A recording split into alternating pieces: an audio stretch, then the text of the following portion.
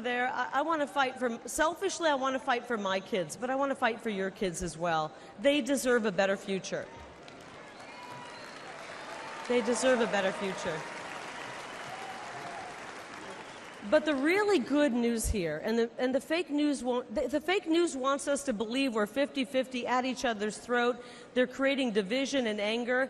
Americans are actually much more united than people believe, right?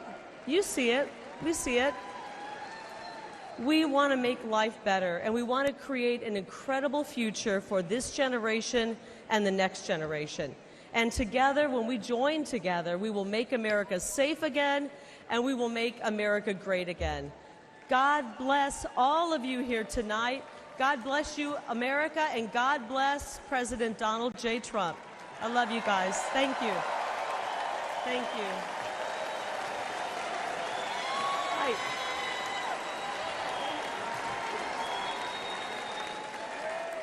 Ladies and gentlemen, please welcome the next senator from Wisconsin, Eric Hovde.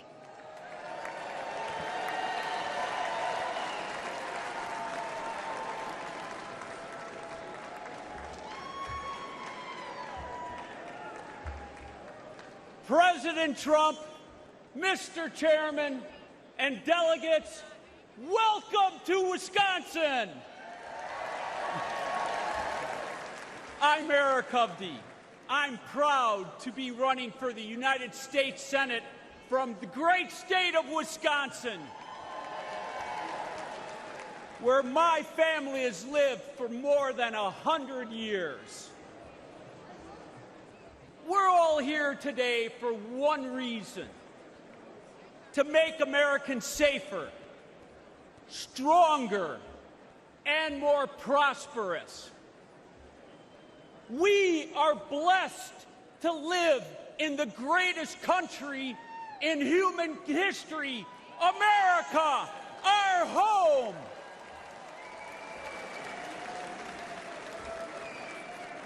But America is struggling under Joe Biden. And Senator Baldwin has been a rubber stamp voting with him 95.5% of the time. You can believe that. Biden, with Baldwin's help, has weakened us in every way, making Americans less safe. They've eroded us financially by racking up more debt in the last 3.5 years than our country's first 230 years, fueling massive inflation and leaving families wondering how they're going to pay the bills. They've made us less safe at home with their defund the police movement. And Biden, with his border czar, Vice President Harris, opened our southern border, allowing criminals and terrorists to enter our country. They've emboldened drug cartels to flood our streets with fentanyl, killing over 100,000 Americans every year. It is sad. I've talked to parents that have lost their child to this fentanyl poison. They've made us less safe and secure internationally with their incompetent withdrawal from Afghanistan. Our adversaries moved.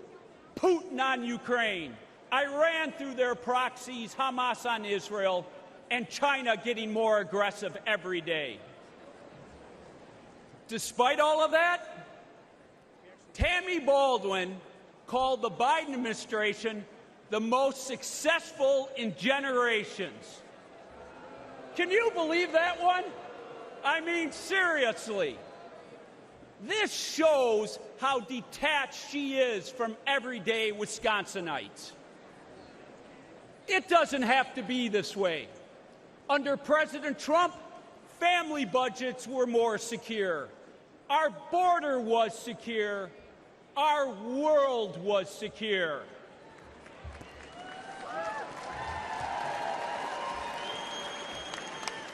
Where Biden and Baldwin have failed, President Trump and I will get the job done.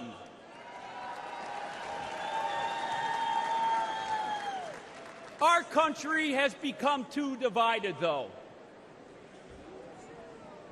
Instead of putting on just the blue jersey or the red jersey, we need to put on the red, white, and blue jersey and come together as Americans. We need to heal this country from the division that the left has brought. And the media, you have to stop dividing us. If we can come together, we will win Wisconsin. We will restore America. But it's going to take everyone getting involved.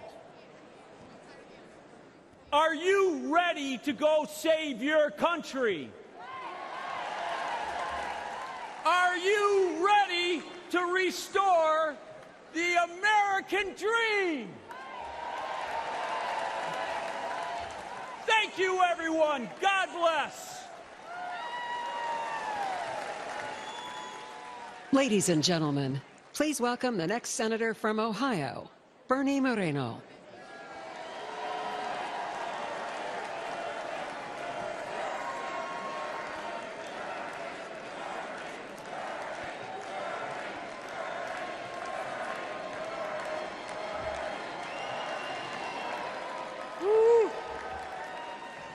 Thank you. Thank you. I'm Bernie Moreno, and I'm honored to stand before you tonight as the Republican nominee for the U.S. Senate from the great state of Ohio.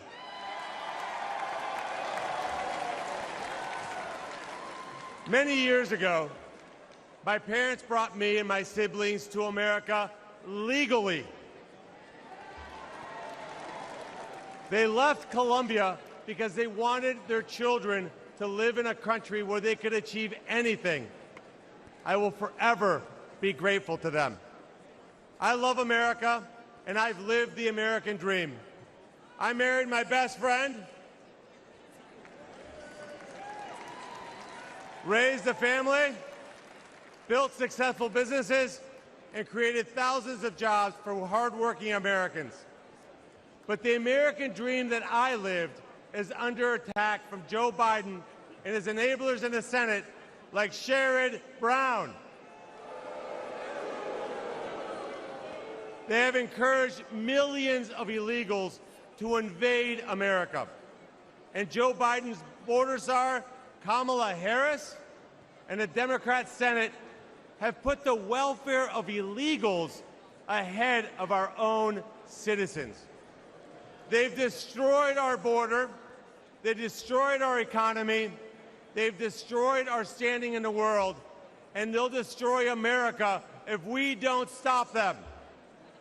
In November, we will fire Biden and Harris, and we will re-elect President Donald J. Trump.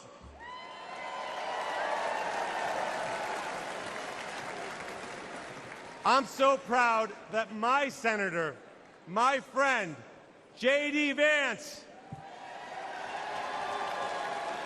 will be the next Vice President of the United States.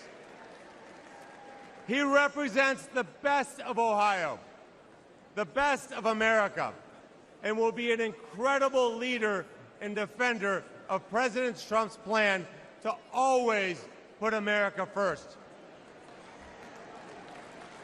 And he won't stop there. Sherrod Brown votes with Biden virtually 100% of the time. I don't know if I agree with my wife 100% of the time.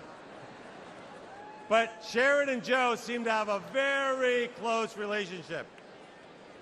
Well, tonight, we've got a message for failed lifelong politicians like Sherrod Brown and Joe Biden. It's time to go home. A vote for Trump and Moreno is a vote to put America first. We will end the invasion at our southern border. We will fix our economy, protect American workers, and rescue America's family from Biden's and Brown's inflation. We will end the wars and deliver peace. I will fight alongside Donald Trump to make America stronger, safer, and more prosperous. Thank you, and may God continue to bless the United States of America.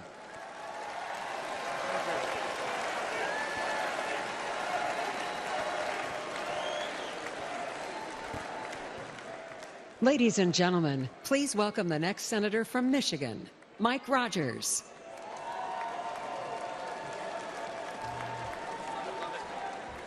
Hello, America. I'm Mike Rogers, candidate for the United States Senate for the great state of Michigan. And I want to give a quick shout out to my fellow Michiganders, the hardest working people in the United States. God bless you right there.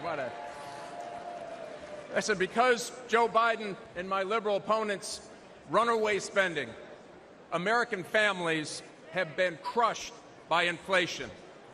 High costs of groceries and gasoline and rent. I was talking to a grocery clerk just recently. She said, I got it when this carts got a little skinny at the beginning of Joe Biden's administration because of high costs. But what breaks my heart is at the end of ringing up an order, they have to reach up and pull something off the counter and put it back in their cart, thanks to the Democrats in Washington, D.C.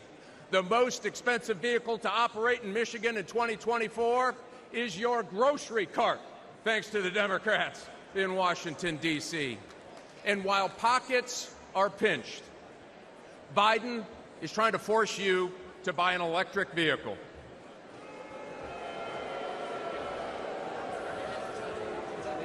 Better get a long extension cord. Let me be clear. EV mandates will destroy American jobs. EVs require 40% less labor to build than gas cars. And here's the kicker. 85% of the critical minerals needed to build them are processed in China. It is impossible to build an EV without getting into bed with the Communist Party of China.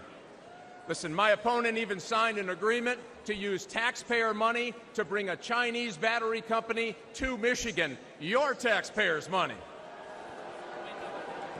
I'll tell you this, I will never put our children's future at the hands, or the matter of fact, the Michigan auto business in Michigan, in the hands of the Chinese Communist Party, and it's the Republicans that are going to stop them from doing that.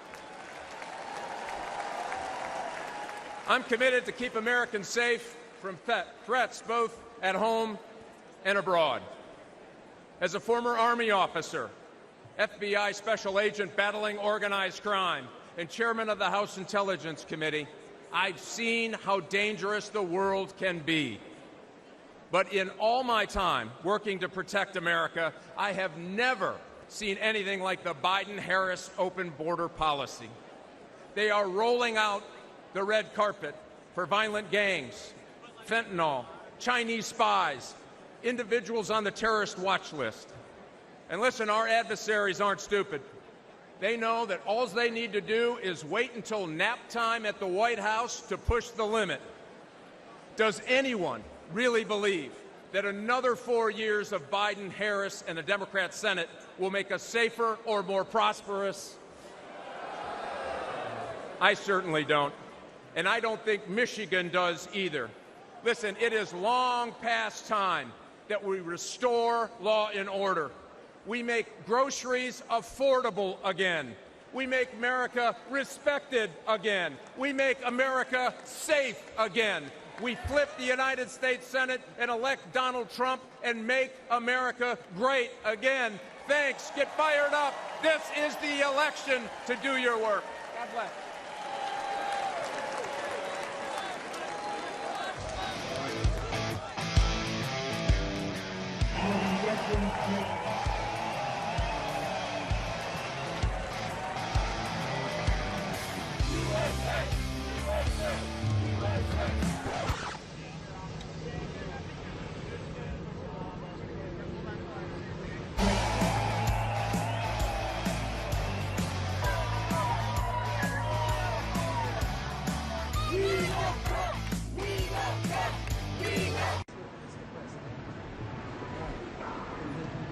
Hey.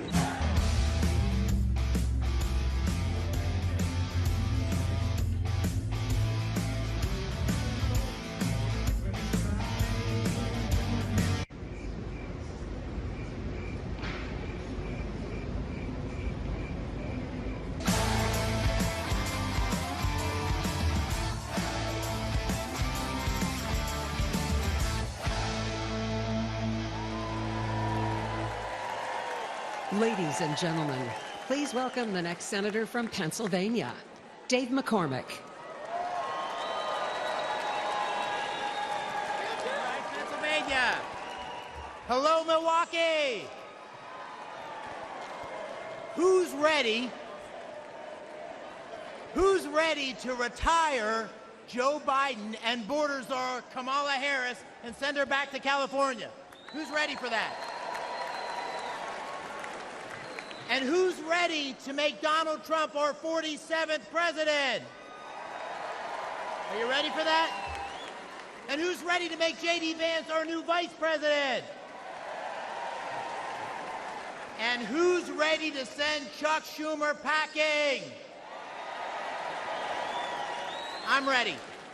I'm ready. My name is Dave McCormick, and I'm running to be the Pennsylvania's next United States Senator, the great Commonwealth of Pennsylvania. And I want to first acknowledge what transpired just a few days ago in my home state, where I witnessed firsthand from a front row seat in Butler President Trump's remarkable strength and resolve in a terrifying and unpredictable moment. The president rose brilliantly to the challenge.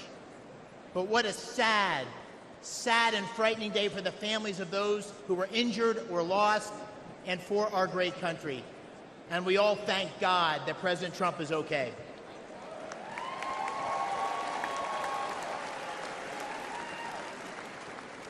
I'm a seventh-generation Pennsylvanian from the great Keystone State, born and raised.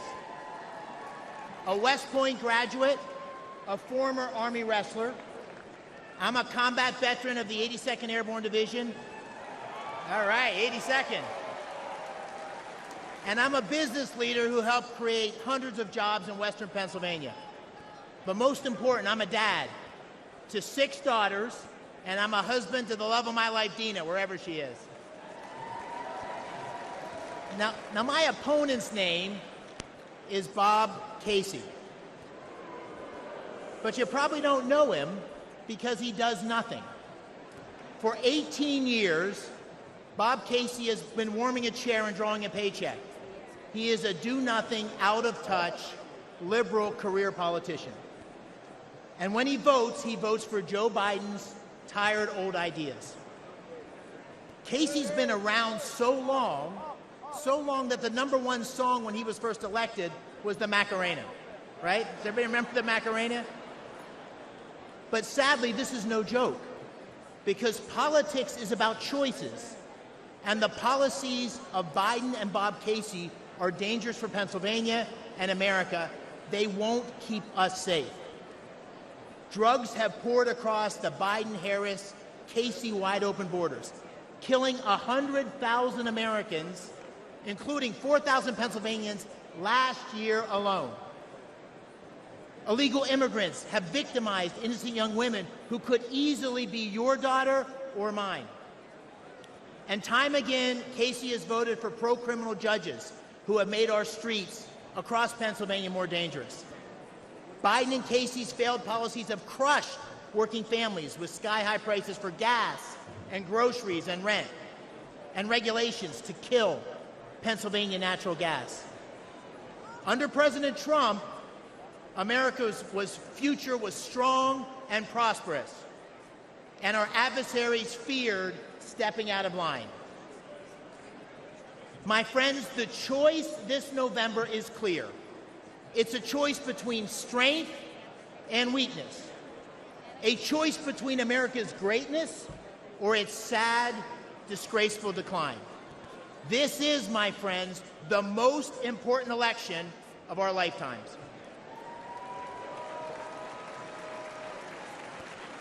And we deserve a president and a Senate that will go to the mat to fight for America.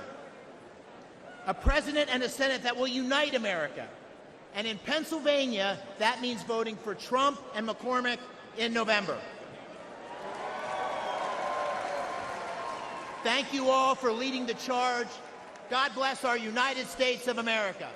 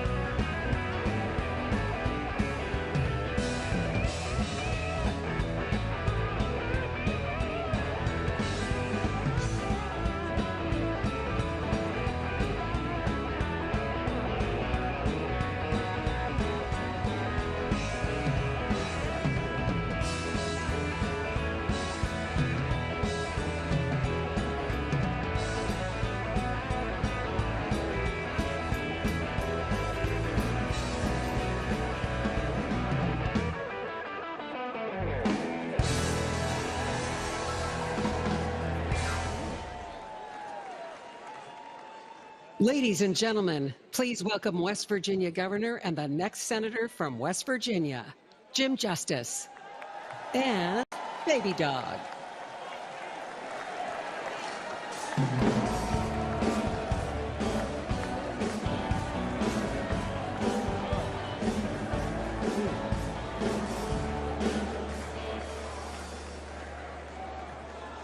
Hello, everybody.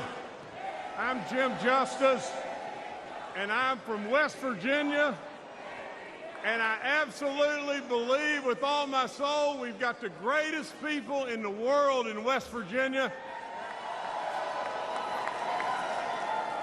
and we want you to come and try us out someday.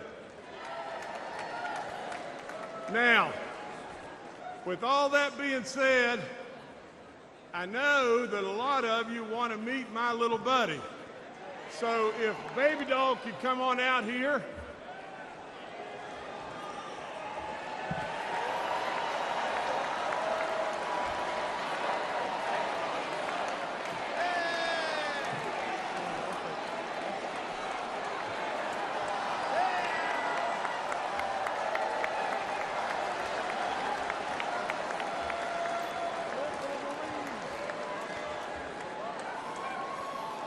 Now, as the world watches, you didn't really expect that, did you?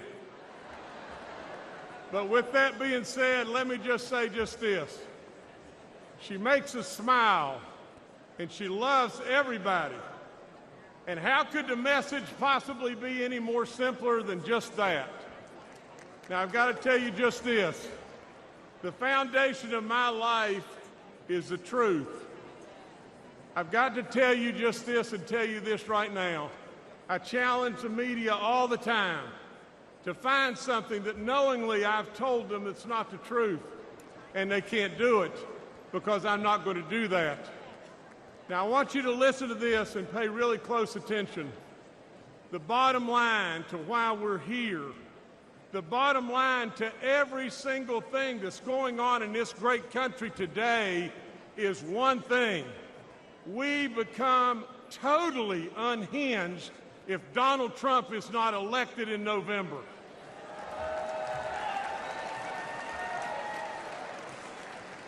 I want to talk to you tonight about my relationship with President Trump. I want to talk to you about an incredible man. I want to tell you the truth about him and his family. He's tough. He's super smart. He's a business guy.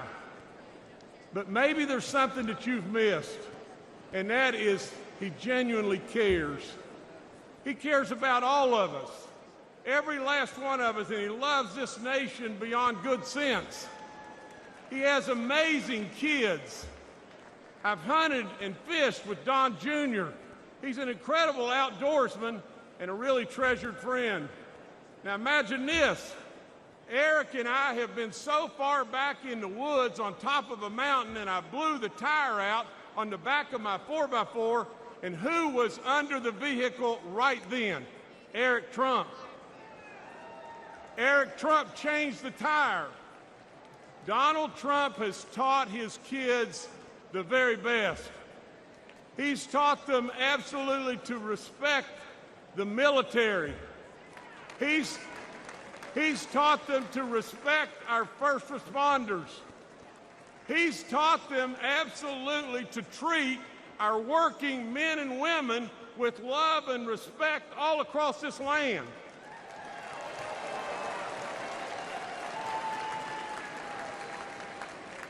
Let me tell you just this. I was in the green room with President Trump, and there was a MAGA hat laying there. I picked it up. We had just had our first grandbaby, a boy named JC. JC absolutely was just not old at all. And all of a sudden I asked President Trump if he would sign that hat for our grandbaby JC. He took it. You know what he wrote on it? He wrote, JC, always work hard. Now let's review.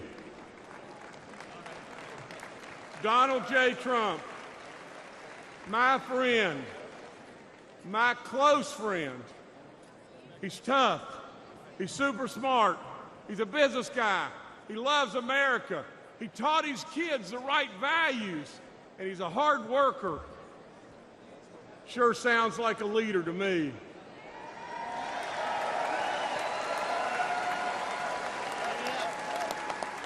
Sure sounds like a president to me.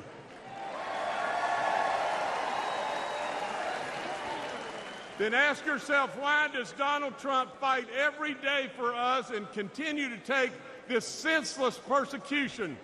Why? And I know the answer. Because we're worth it. Now, Baby Doll's got a prediction for everybody here. And here's the prediction. Baby Dog says we'll retain the House, the majority in the House.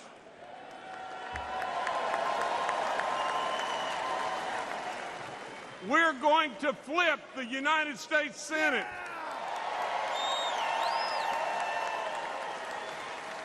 And overwhelmingly, we're going to elect Donald J. Trump and J.D. Vance in November.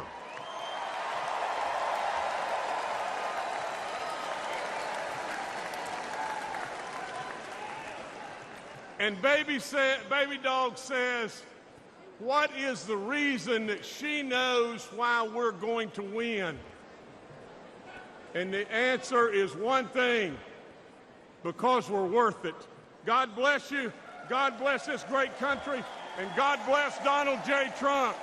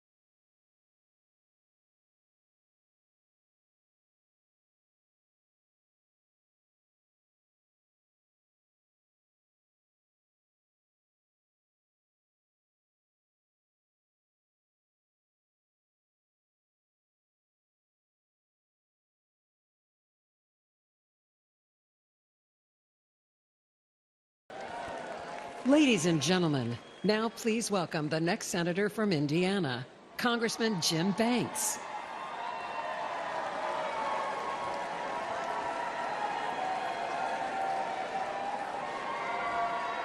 Thank you.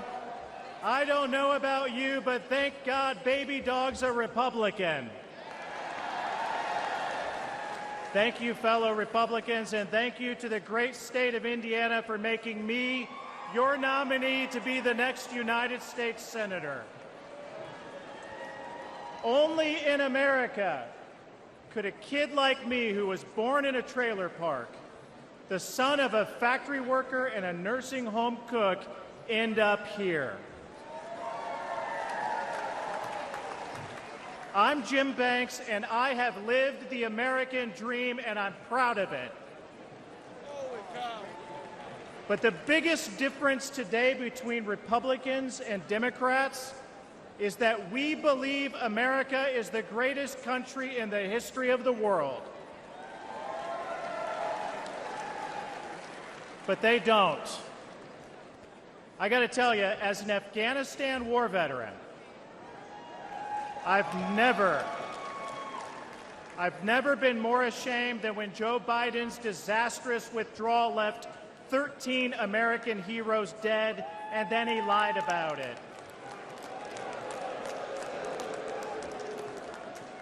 Americans want a president who is proud of their country and who they can be proud of.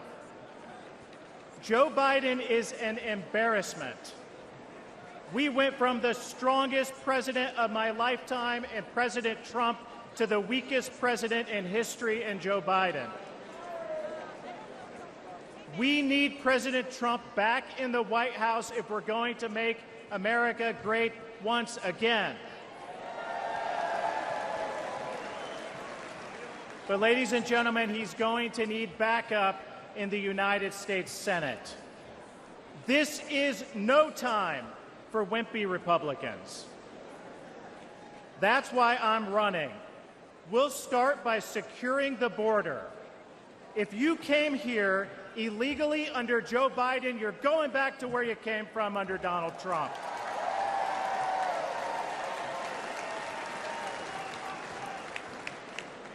My dad was a Union Democrat for most of his life. Today, he's a Trump Republican. Because my dad knows that President Trump will always put American workers first. Trump was the first president of my lifetime to hold China accountable for taking our jobs. He brought manufacturing back to Indiana and boosted wages for hardworking Hoosiers. Ladies and gentlemen, Trump saved the American dream. But if we have Biden for 4 more years, that dream won't be there for my 3 daughters. So we are going to take our country back for them, for your children, for your grandchildren, for every American. My friends, I can't wait for November 5th at 6:01 p.m. Eastern Time, when the great state of Indiana is once again the first state on the board to give our Electoral College votes to the greatest president of my lifetime, my friend, Donald J. Trump. Thank you. God bless.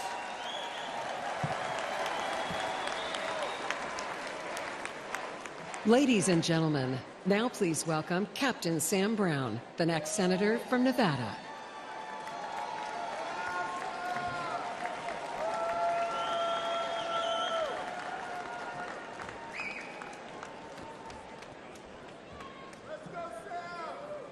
Thank you.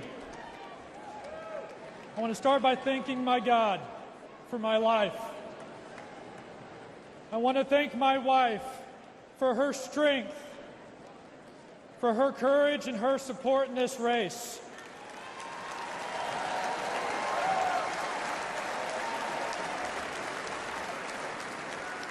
And back home, I want to thank my children. I do this for many reasons, and you are part of that mission.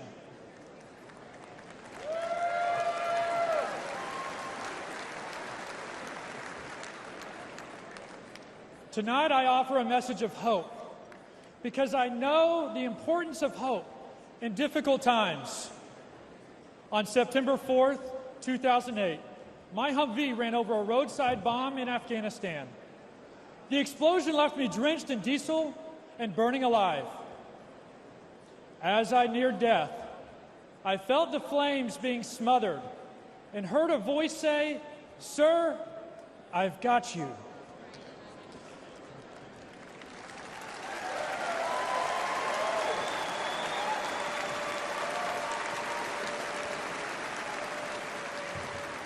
Through the pain and anguish of recovery and the years that followed, I never lost hope.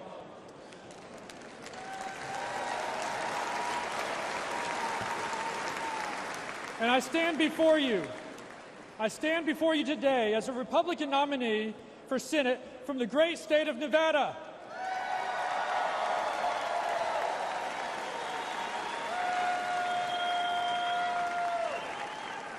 America, I served you as a soldier, and I want to serve you again. As a U.S. Senator, I will proudly stand alongside Donald Trump to make America affordable, safe, and strong again.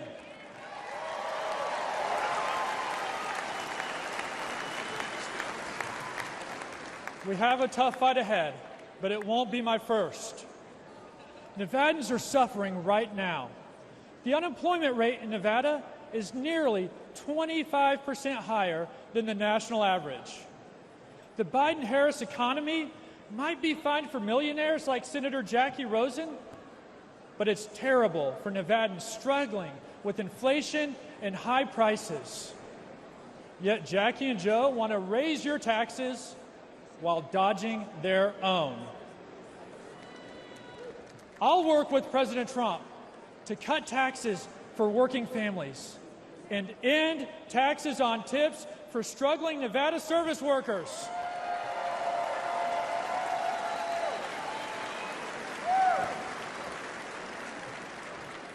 Because life must be affordable for millions, not just millionaires.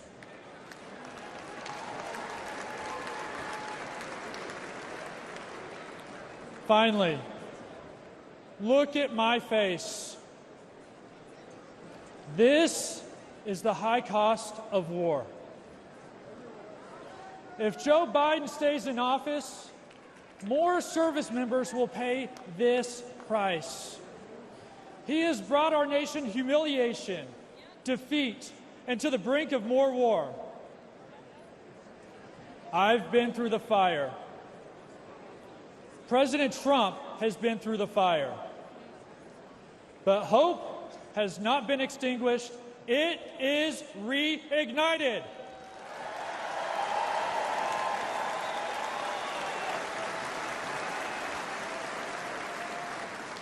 And we are more united than ever to save America's future. On November 5th, I asked Nevadans to vote Sam Brown for Senate and Donald Trump for President. Together, we will put America first again.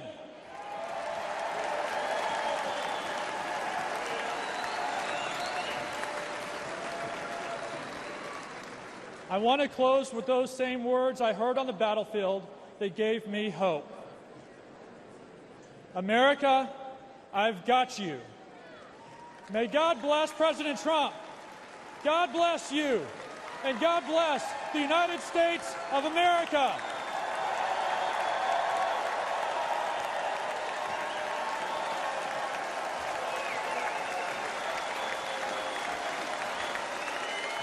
Ladies and gentlemen, please welcome the next senator from Montana, Tim Sheehy.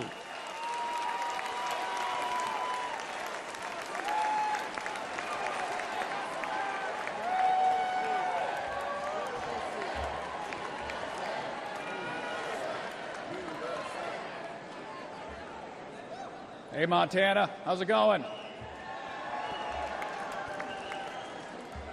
Hey, everybody, my name is Tim Sheehy. Those are also my pronouns.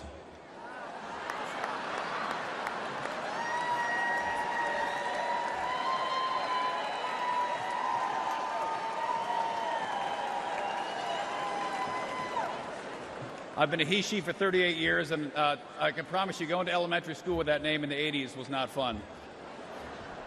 That is a joke, but it also shows the lunacy we're living with in Joe Biden and John Tester's America. I'm a former Navy SEAL. My wife was a Marine.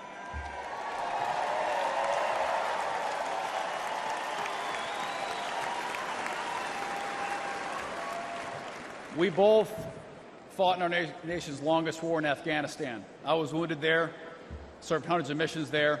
We came home to live the American dream in Montana, the great state of Montana, I might add. And we started an aerial firefighting company in our barn. We created hundreds of jobs protecting our public lands and protecting fellow Montanans from devastating wildfires. I fight wildfires for a living, so take it from me, the world is on fire under Joe Biden. Consider for a minute Biden's disgraceful retreat from Afghanistan, when he let our enemies steal billions of dollars of our equipment and kill 13 brave American service members. To this day, there has been zero accountability, none. And that's why I'm running for the United States Senate in Montana, to bring back accountability to our government and beat Jon Tester, the liberal Washington politician who votes with Biden and Kamala every single time it matters.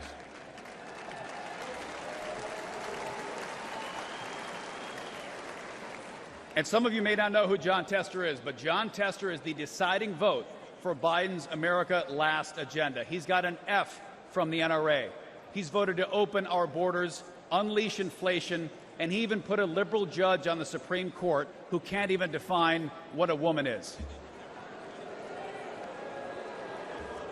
And even drives a Prius in D.C. Yeah. Priuses don't work in Montana, do they?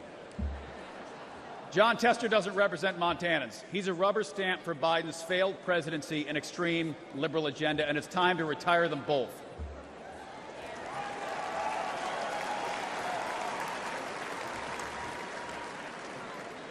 And listen, I'm an optimist. You can't jump out of planes at night into enemy territory if you're not. And I truly believe America's future will be better than our past. But that future is not given. And we need political outsiders like President Trump to return common sense to our nation.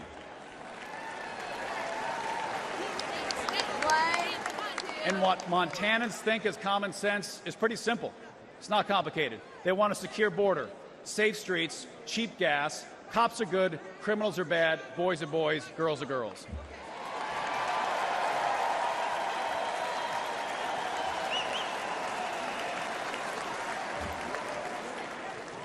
And I'm ready to retire Jon Tester and take back the United States Senate. And I'm ready to join you in sending President Donald J. Trump back to the White House. Let's save America. We've got a lot of work to do.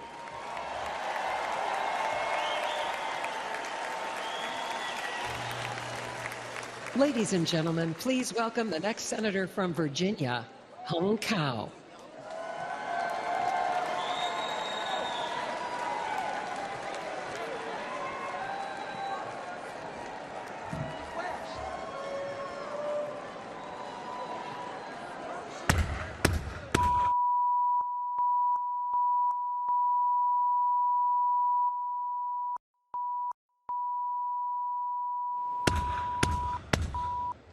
That's the last sound my parents heard when their fathers were taken away in the middle of the night, and they never saw them again.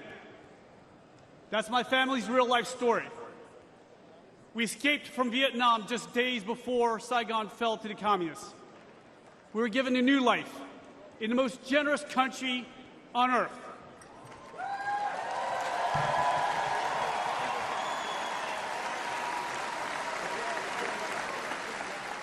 My name's Hung Cao, and America saved my life.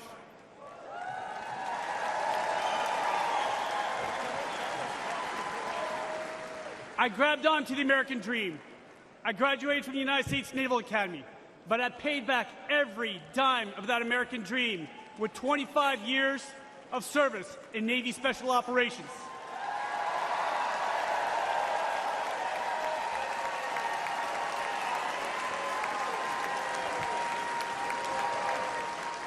I saw combat in Iraq, Afghanistan, and Somalia.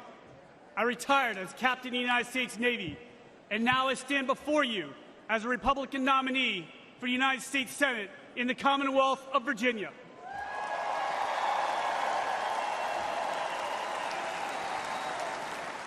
Only in America, ladies and gentlemen, only in America. But we're losing our country. Under Joe Biden, millions of illegal aliens flood our borders. They fly Hamas flags on our campuses, and they shout death to America. As an immigrant to this great country, let me be very clear to everyone who comes here.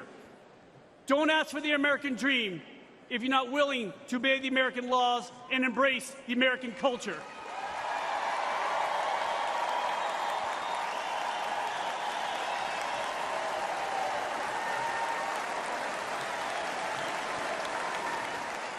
Because I did.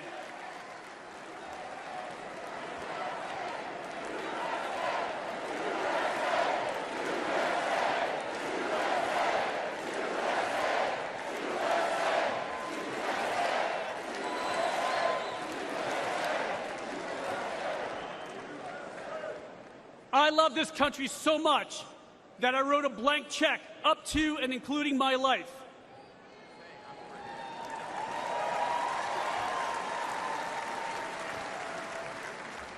I'm running against Hillary's running mate, Senator Tim Kaine.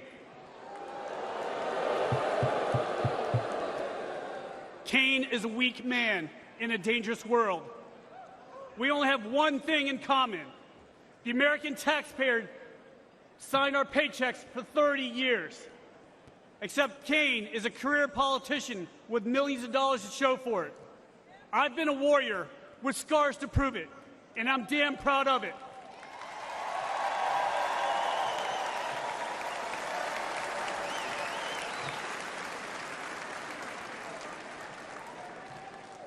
In November, the left will vote for the hatred of one man. We will vote for love. Love of God, love of family, and love for the greatest nation on earth.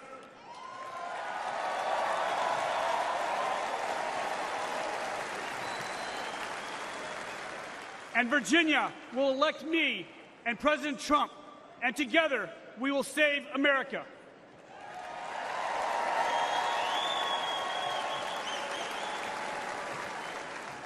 My name is Hung Cao. I'm the next senator from the Commonwealth of Virginia, and I'm not done fighting for us.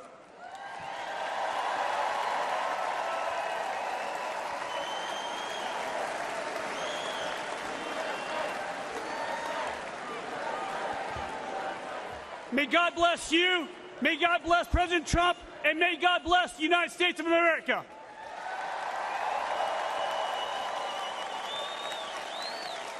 And now, ladies and gentlemen, please welcome United States Senator Rick Scott of Florida.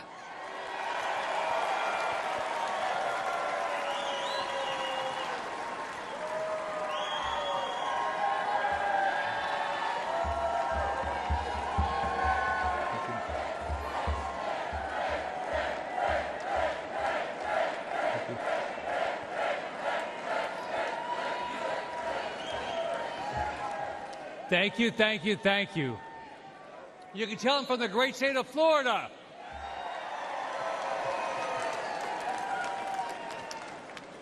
Well, the Democrats couldn't stop him.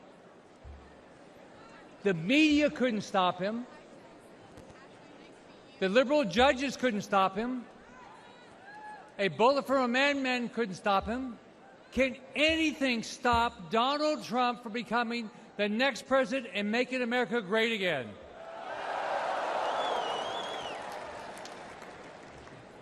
I've known Donald since before each of us ran for office, and it's an honor to be here to do everything I can to get him reelected back in the White House where he should belong every day going forward. Now, like all of you, I'm blessed.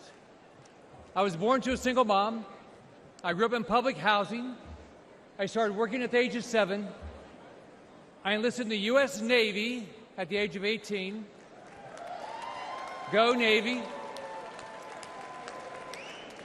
But only because I grew up in America, I was able, like many of you, to come from absolutely nothing to build one of the biggest companies in the world, be the 45th governor of Florida, a U.S. senator, where we have to fight every day to stop the radical Democrats from absolutely destroying our great country.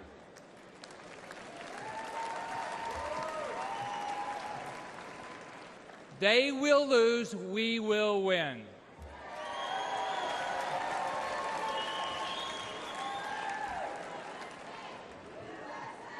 USA, USA. We will win.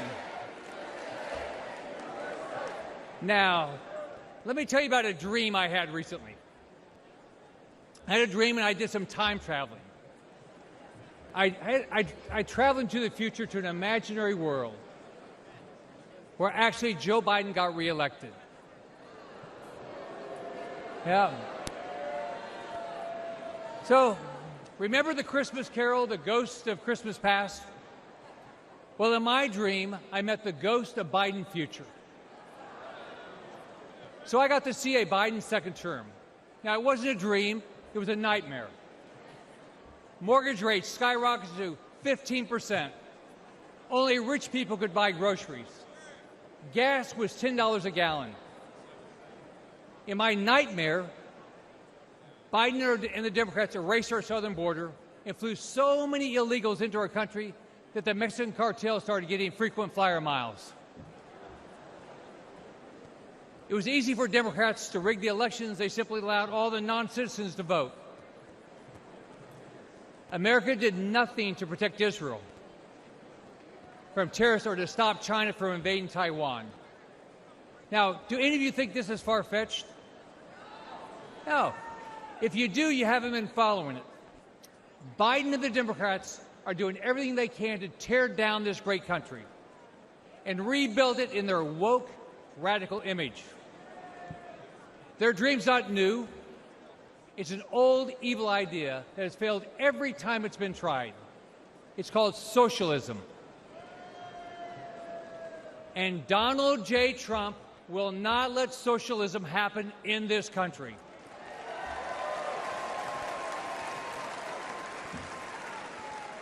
Think about it. Under Trump, we had a booming economy. We weren't at war. Our enemies feared us. Our allies respected us. We had a secure border. Inflation and mortgage rates were low. And families had money in the bank.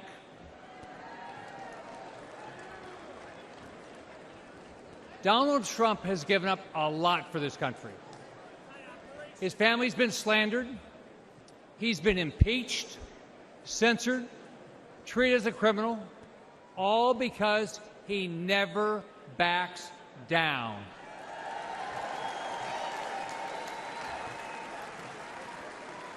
This week he's shown the courage all of us should display as we rally around him to rescue our great country. So, let's fight, fight, fight, and make sure Donald Trump gets reelected. Have a great night. God bless you.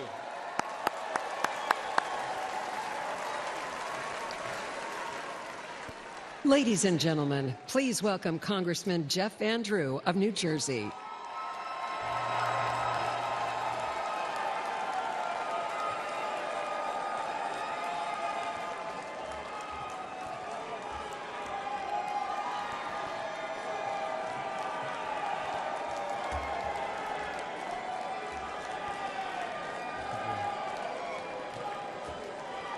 Thank you. Thank you.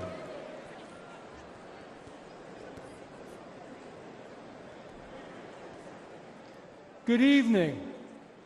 My name is Jeff Van Drew.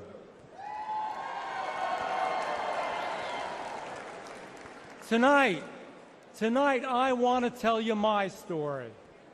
I am a proud Republican, but I haven't always been a Republican. I was elected to several offices in South Jersey and eventually was sent to the United States Congress, all of them as a conservative Democrat. Along the way, I noticed that I didn't like what the Democrats had become as a party. But more importantly, I didn't like what the Democratic Party was doing to our great United States of America. To the independents, and especially to the forgotten Democrats out there, for a moment I want to speak to you. I know how you feel tonight, because that's how I felt back in 2019. You feel like your party has left you behind, because it has. You feel like your party doesn't care about American workers and American working families, because it doesn't. And you are worried that Joe Biden and Kamala Harris are hurting our country, because they are.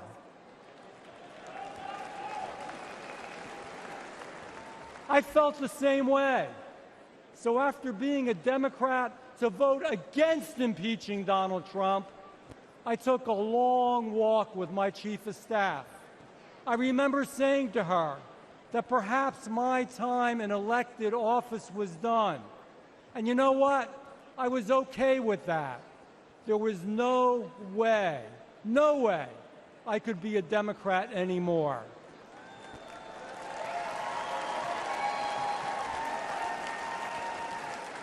But then I received a call from the White House. President Trump asked me to meet with him.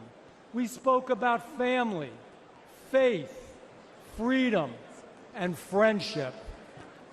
He has been my good friend ever since that day.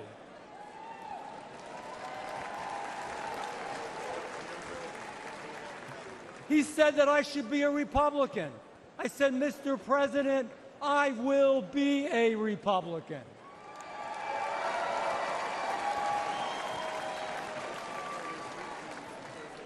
He said he would stick by me, and he always has.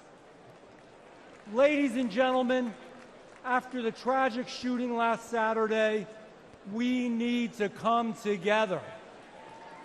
All of us, Republicans, Democrats, and independents, we need to be the shining city on the hill, a nation that empowers us to do extraordinary things. We will conquer new challenges. We will reach new heights. And we will blaze new trails of greatness. We will make America great again.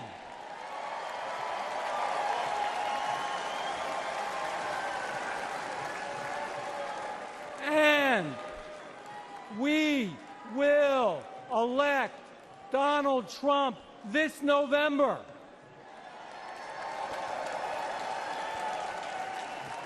Now I have a question for you, and I'll give you the answer. The answer is yes, but we want to hear your answer from the East Coast to the West Coast and around the world. Can you do this? Will we win in November? Will we win in November? God bless you. God bless Donald Trump. And God bless the greatest country that ever existed on the face of the earth, the United States of America.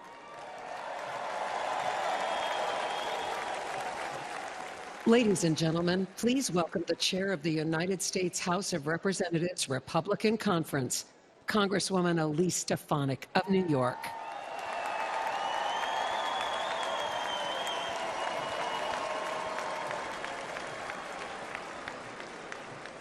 Good evening, Milwaukee.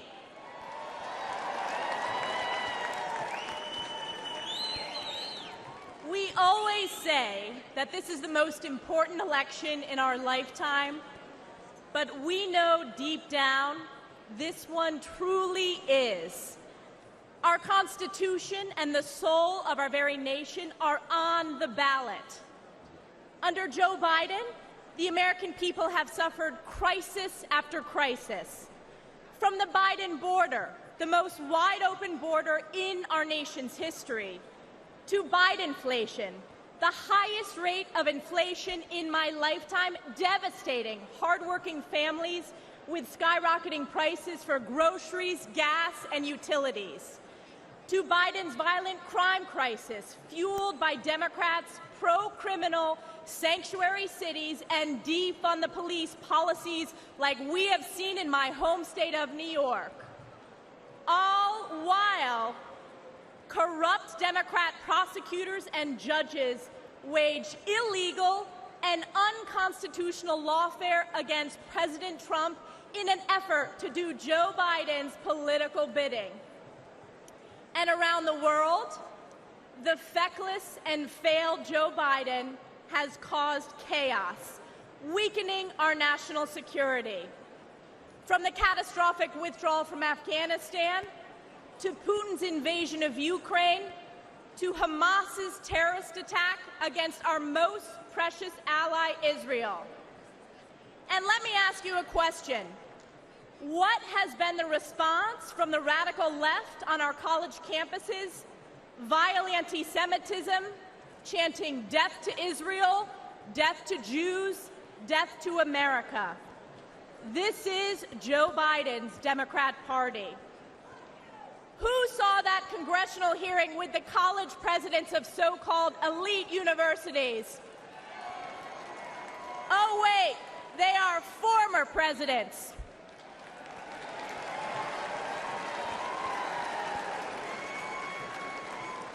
You know, I asked one simple question at that hearing. It was not a political question. It was a moral question, and that was this. Does calling for the genocide of Jews violate your university's code of conduct? And one after the other, said it depends on the context.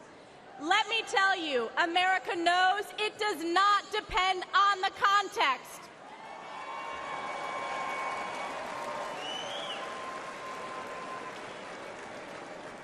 President Trump will bring back moral leadership to the White House, condemning anti-Semitism and standing strong with Israel and the Jewish people. President Trump will once again deliver the most secure border in our nation's history and unleash the American economy. And he will bring peace through strength as Commander-in-Chief, standing with our allies and causing our enemies to fear us. President Trump has done it before, and he will do it again. This November, we are counting on you, we the people, to save America by electing President Donald J. Trump. It is clear for the whole world to see nothing, absolutely nothing will stop President Trump from standing and fighting for our great country. And I have been proud to always stand in the breach during the toughest moments for President Trump, from leading the charge against illegal impeachments, to standing for election integrity, to unifying House Republicans, to proudly being the first member of Congress to endorse him for re-election. And as we embark on the difficult path ahead to save America, call upon Galatians 6:9. And let us not grow weary of doing good, for in due season we will reap if we do not give up. We the people will never give up on President Trump, and we will never give up on the United States of America. God bless you, God bless President Donald J. Trump, and God bless the United States of America. Ladies and gentlemen, please welcome the Majority Whip of the United States House of Representatives, Congressman Tom Emmer of Minnesota.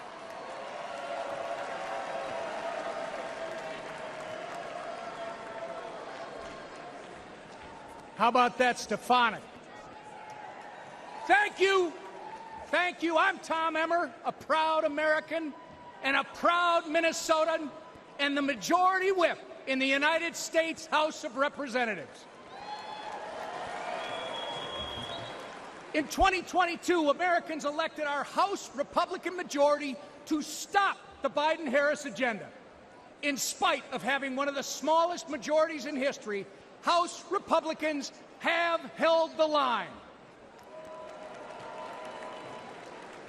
We've fought back against the Democrats' reckless spending that imposed record-breaking inflation on the hardworking Americans.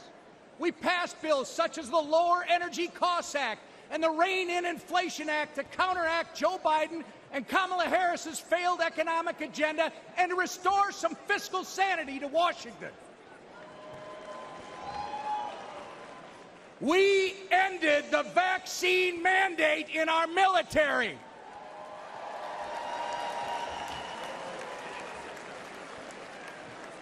We passed over a dozen bills gutting specific Biden-Harris regulations. We passed the Parents' Bill of Rights.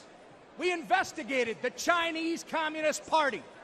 We stopped the D.C. crime bill that would have made our nation's capital simply too dangerous to visit. And we passed the strongest border security bill in decades.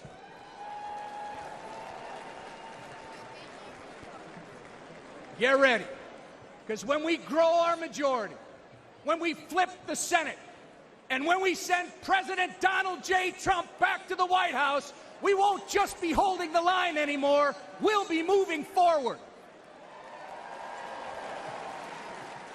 We will turn America First principles into law. I know firsthand that Minnesotans can't afford 4 more years of Joe Biden and Kamala Harris. That's right. Which is why I'm confident that we will make history this November when we turn Minnesota red for the first time in 50 years.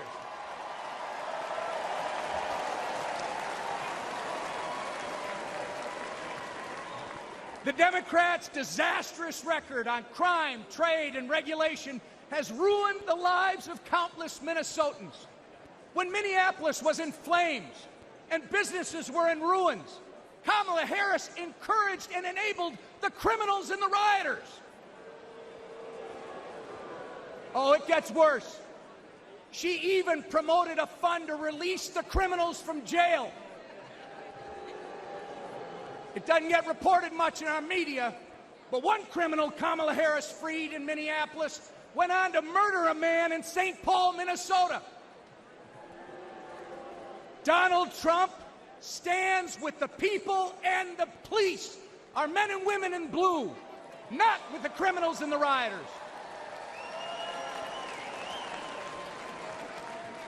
Donald Trump also fought for Minnesota workers and farmers, fighting back against Chinese trade abuses, ending NAFTA, and replacing it with the USMCA.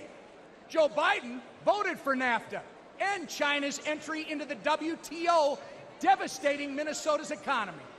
And Kamala Harris, she opposed tariffs on China. Of course, when they aren't outsourcing our jobs through bad trade deals, Joe Biden and Kamala Harris are destroying them through taxes and regulation. They are America last. But next year, Donald Trump, with the support of Trump majorities in the House and Senate, will put America first again. Thank you. And I'm confident that together we are going to make America great again. God bless you. May God continue to bless Donald Trump and his family, and God bless America.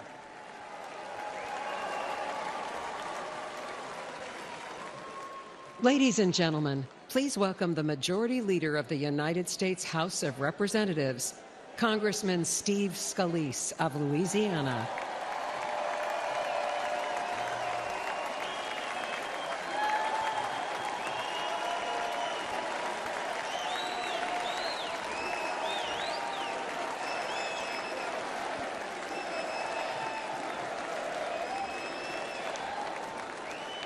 God bless each and every one of you. I'm House Majority Leader Steve Scalise from the great state of Louisiana. Now, I was born in New Orleans, so I've seen some crazy things in my time. But New Orleans has nothing on Washington, D.C. these past 4 years. Joe Biden and Kamala Harris have spent your tax dollars trashing America's finances in ways no sane or sober-minded person ever would. Let's talk energy. They've eroded the American energy dominance that President Trump delivered. Joe Biden approved the Nord Stream pipeline for Russia, but he killed the Keystone pipeline here at home. Thousands of American jobs gone. It doesn't end there. Biden let Iran and Venezuela export their oil, but he stopped liquefied natural gas exports here in America. President Biden's not done. President Biden waived taxes on Chinese solar panels, but he raised taxes on Americans. When we elect Donald Trump as our next president and expand our Republican House majority, we will end the Democrats' assault on American energy once and for all. Now let's look at taxes. Biden and Harris want a $5 trillion tax hike. In our first 100 days, President Trump and a Republican majority will make the Trump tax cuts permanent. And yes, we will end taxes on tips and deliver another tax cut for working families. On the border, Biden and Harris opened it up to the entire world. Prisons are being emptied. President Trump and a Republican majority will repass H.R. 2, the strongest border security bill in decades. We will lock down the border, and yes, we will finish building the wall.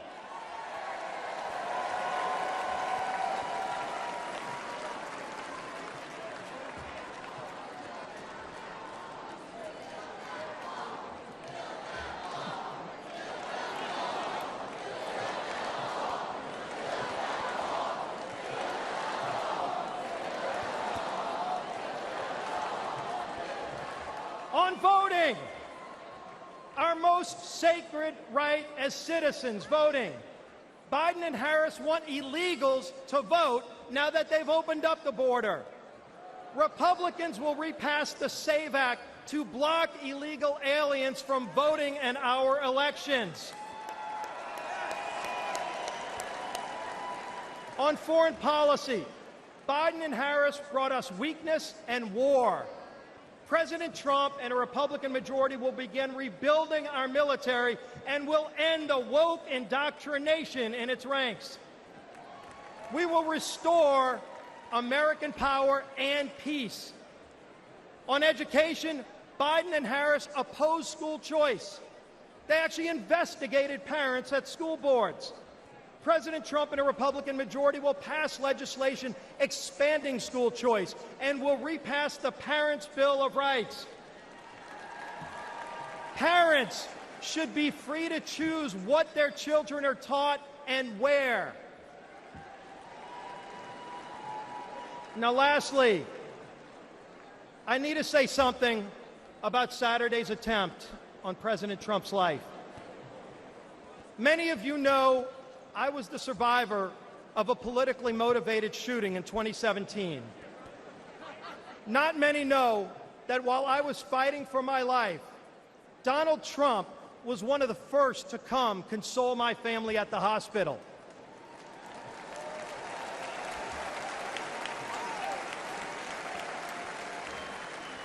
That's the kind of leader he is. Courageous under fire. Compassionate towards others. Let's put Donald Trump back in the White House this November so we can make America great again. God bless you. Make Donald Trump continue to receive God's blessing, and God bless these great United States of America.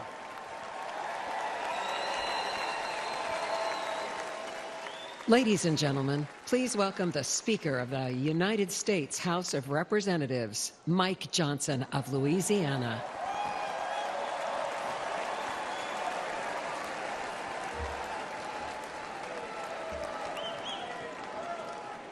Good evening, my friends. What an amazing crowd, and what a great time it is to unite our party and to send President Donald Trump back to the White House. That's what we're going to do. But we're not just uniting as Republicans. We're uniting today as Americans in the wake of the assassination attempt on the life of President Trump. Everyone hear me clearly and listen to me at home and make no mistake. The House is conducting an immediate and thorough investigation of these tragic events.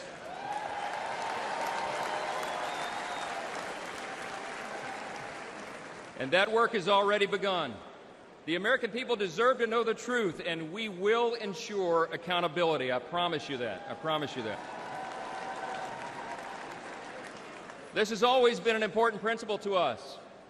We in the Republican Party are the law and order team. We always have been, and we always will be, the advocates for the rule of law. And we all know that that principle, as well as many others, is in serious jeopardy today. See, we've come to a moment in America where the basic things that we once took for granted are being openly challenged like never before. My friends, we are no longer just in a battle between two opposing political parties. We are, but it's not just ours versus D's anymore. We're now in the midst of a struggle between two completely different visions of who we are as Americans and what our country will be. The Republican Party stands for the foundational truths that made America the greatest nation in the history of the world. We are the most free, the most powerful, the most benevolent nation that has ever been. It's not even close. It's not even close. But we have no guarantee that this grand experiment in self-governance can endure unless we respond to the call to keep it. 248 years ago, we boldly proclaimed in our Declaration that all men are created equal, not born equal, created equal, and that we're endowed by our Creator with certain inalienable rights. See, we understand that our rights do not come from government. They come from God.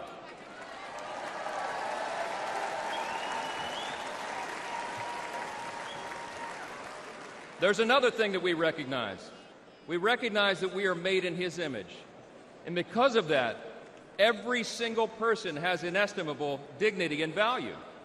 And your value is not related in any way to the color of your skin, what zip code you live in, where you come from, what your talents are, or what you can contribute to society. Your value is inherent because it is given to you by your Creator. That's what we stand for.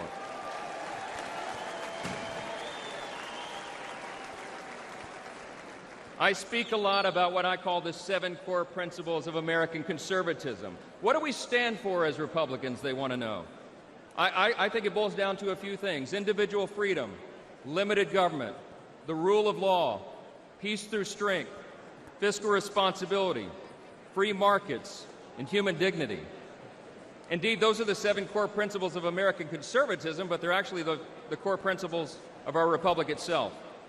And while they resonate in our hearts and in the hearts of most Americans, listen to me, the radical, woke, progressive left has disdain for those principles, all right? They have a very different vision for what America should become.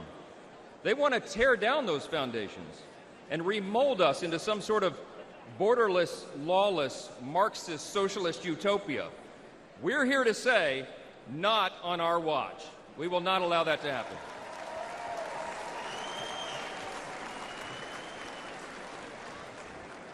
It was just 3 weeks ago that Kelly and I dropped off our oldest son at the Naval Academy. That's right. In 4 years, he'll graduate, and he'll join the 1.3 million active duty service members who bravely defend our country.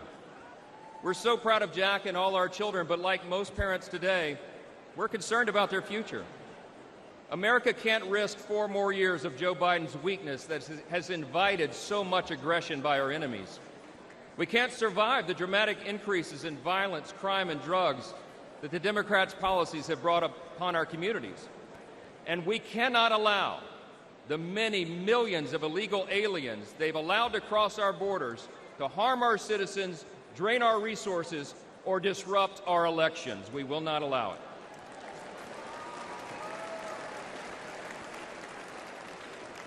My friends, we're watching the principles of faith, family, and freedom that once defined our nation now being trampled underfoot by the radical left. As President Trump raised his fist and gave a rally cry on Saturday, now is our time to fight, and we will.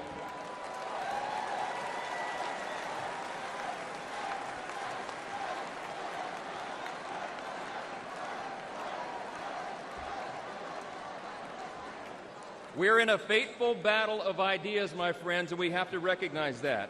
But in this battle, and in November, the American people will reject the party of self-destruction, and they will elect the party of peace and prosperity and opportunity.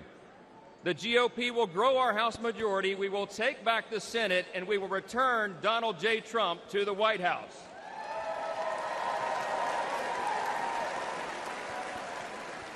Standing arm in arm, we will make America safe again. Listen, we reach out tonight to everyone watching at home. We invite all Americans who believe in the promise of our great nation to join us in this fateful battle. We can and we will reverse this current decline. We can restore our founding principles, and we can preserve this exceptional nation that God has entrusted to us, and what Abraham Lincoln referred to as the last best hope of man on the earth. Thank you so much. God bless you, God bless our troops, and God bless America.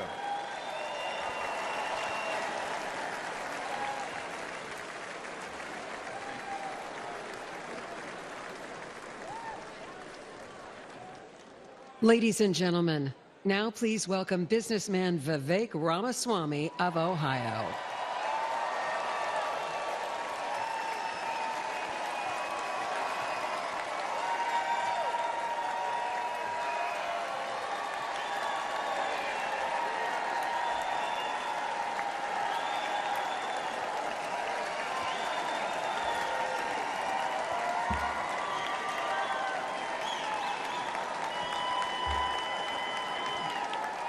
Love it. Thank you, guys. Thank you for the warm welcome. It's good to be back in Milwaukee. This time last year, I was a candidate for U.S. president, and I'm proud to say that I achieved the impossible, which is that most of you actually know how to say my name by now. So thank you for that. It's good to be back. We're in the middle of a national identity crisis right now. Faith, patriotism, hard work, and family have disappeared, only to be replaced by race, gender, sexuality, and climate. But we're not going to win this election just by criticizing the other side. We're going to win this by standing for our own vision of who we really are. What does it mean to be a Republican in the year 2024? What does it mean to be an American in the year 2024?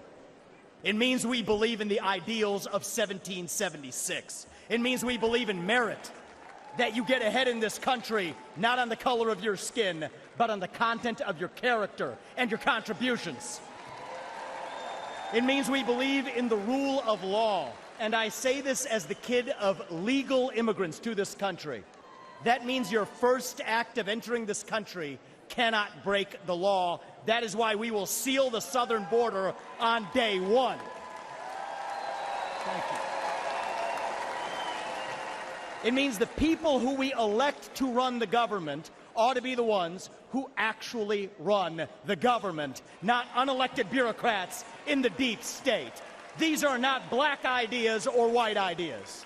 They are not even Democrat ideas or Republican ideas. They are American ideas that we fought a revolution to secure. And the man who will revive these ideals in the United States of America is your next president, the 47th President of the United States, Donald J. Trump.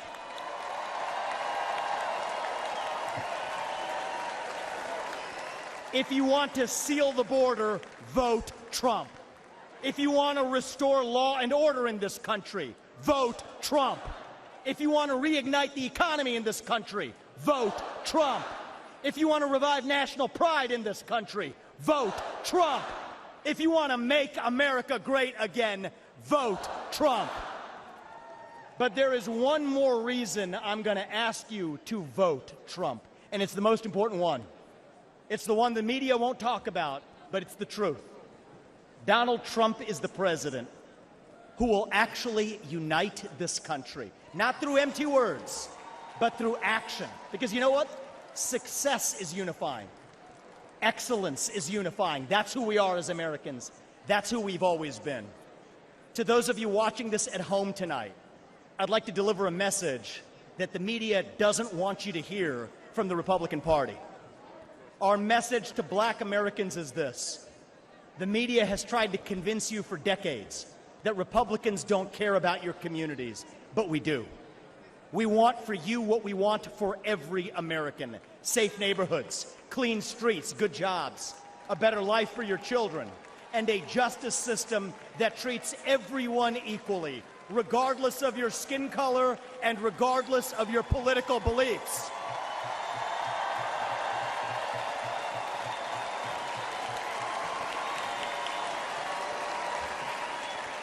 Our message to every legal immigrant in this country is this.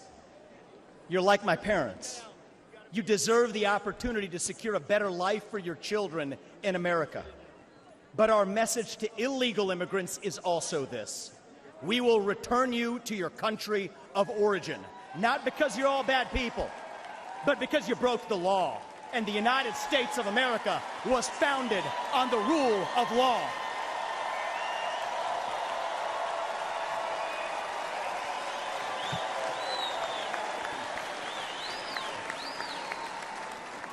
Our message to millennials, speaking as one myself, yes, it's true.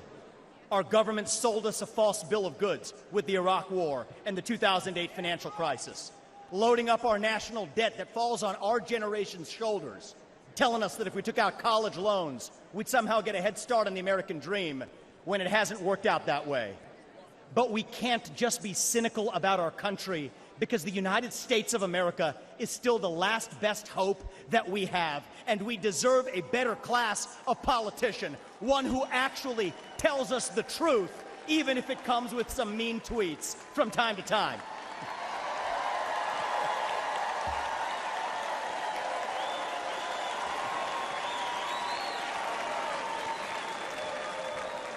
And our message to Gen Z is this. You're going to be the generation that actually saves this country. You want to be a rebel? You want to be a hippie? You want to stick it to the man? Show up on your college campus and try calling yourself a conservative. Say you want to get married, have kids, teach them to believe in God and pledge allegiance to their country. Because you know what? Fear has been infectious in this country, but courage can be contagious too. That too is what it means to be an American. And you know what? If you're at home and you disagree with everything I just said, our message to you is this. We will still defend to the death your right to say it, because that is who we are as Americans. We are the country where we can disagree like hell and still get together at the dinner table at the end of it. That is the America I know. That is the America we miss. We do not have to be ancient Rome. We don't have to be this nation in decline. We can still be a nation in our ascent. A nation whose best days, not in some fake politician way, but in a true way, a nation whose best days are actually still ahead of us. Still on our way to that shining city on a hill, that country where no matter who you are, or where your parents came from, or what your skin color is, or how long your last name is,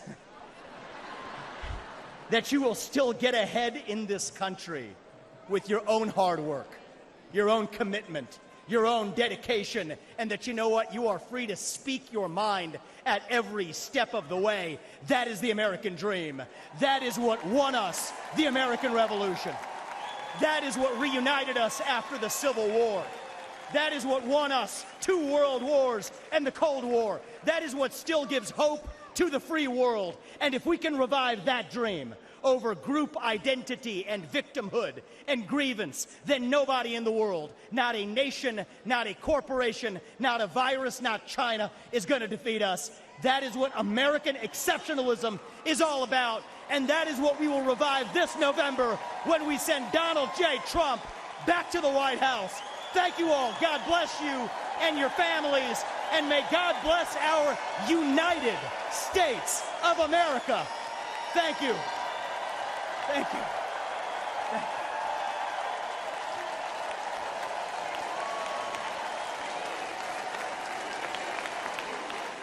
Ladies and gentlemen, please Please welcome American icon, singer-songwriter Lee Greenwood.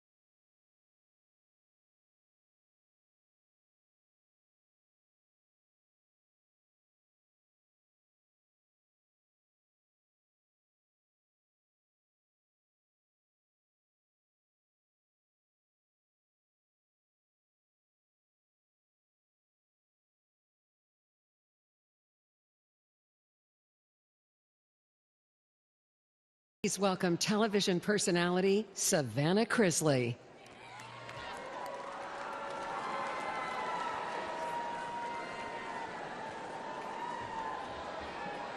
Good evening. 726-00019 and 726-01019. These may be just numbers to you, but to me, they're my whole heart.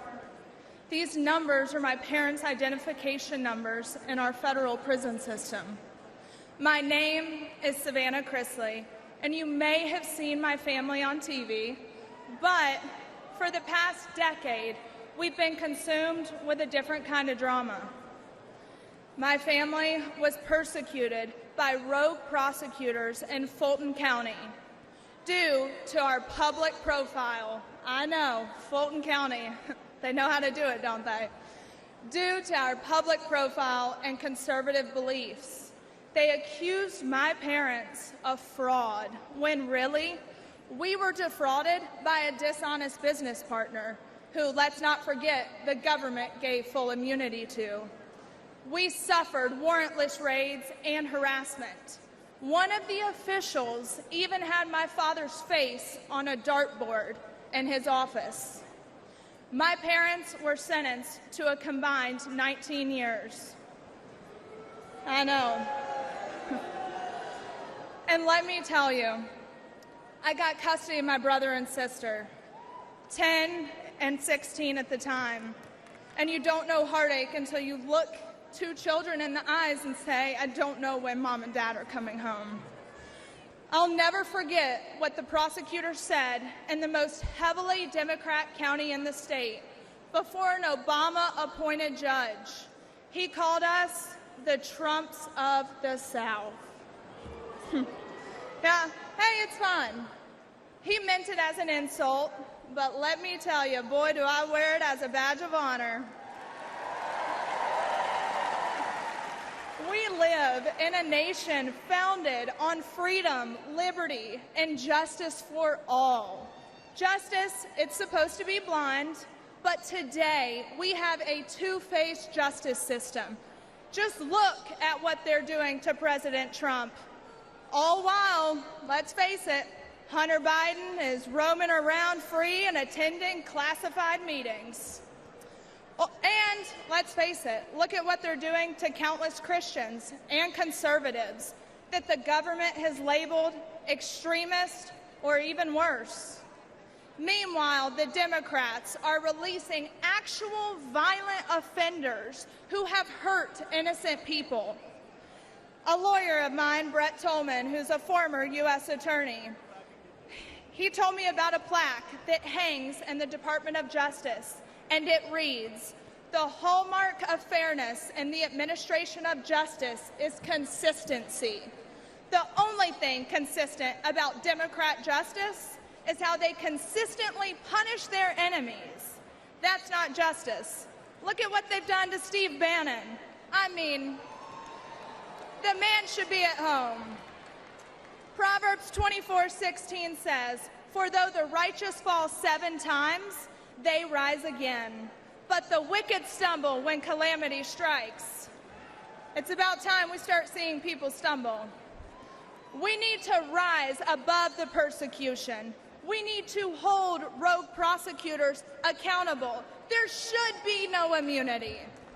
We need to expose the Democrats' corruption, and better yet, the Biden family's corruption.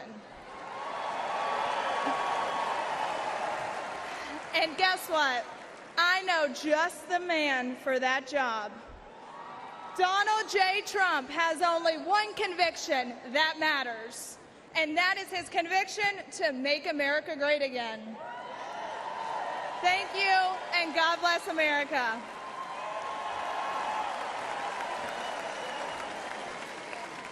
Ladies and gentlemen, the mayor of Dallas, Texas, Eric Johnson.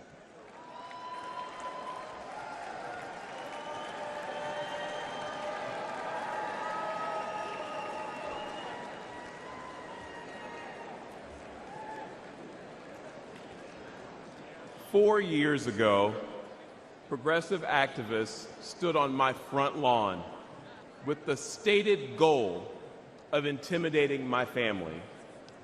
They wanted me to defund the police. I said no.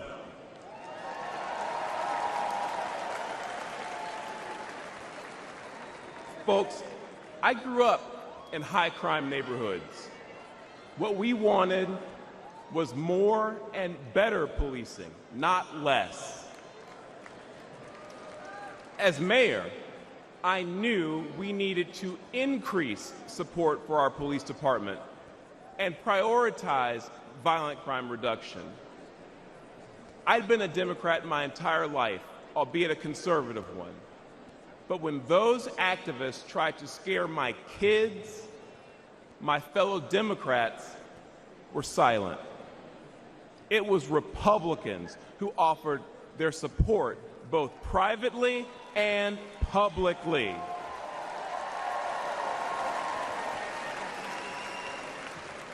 Party affiliation didn't matter. They cared about doing what was right.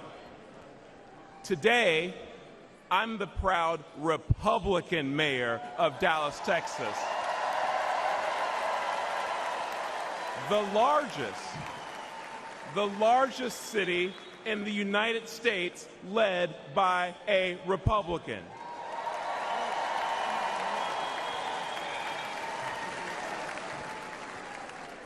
I wanted to say I didn't leave the Democrat Party because they left me first, but the truth is, on matters of public safety, the Democrats were never actually there for me, for Dallas families, or for the American people. With their words and their actions, and sometimes with their silence and their inaction, Democrats in power demonstrate they don't care about stopping the killers or the thieves who terrorize black and brown communities. They don't care about securing our border. And they don't care about dangerous homeless encampments. No, the heart of today's woke Democrat Party is with the criminals, not with their victims. Democrats are good at using safe words, but terrible at building safe neighborhoods and safe cities. But there is a better way. Dallas bucked national trends and achieved a remarkable 3 straight years of violent crime reduction. Today, Dallas is viewed as America's safest large city, and Republicans lead 11 of the top 15 safest cities.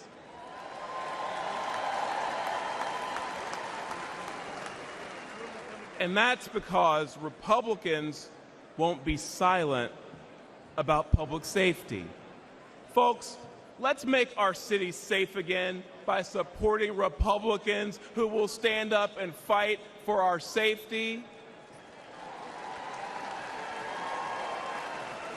That's my focus as chairman of the Republican Mayors Association. And you know what else? Together, let's make America safe again by retiring Joe Biden and electing Donald J. Trump. Thank you.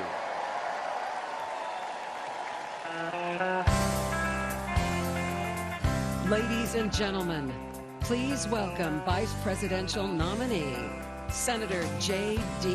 Vance.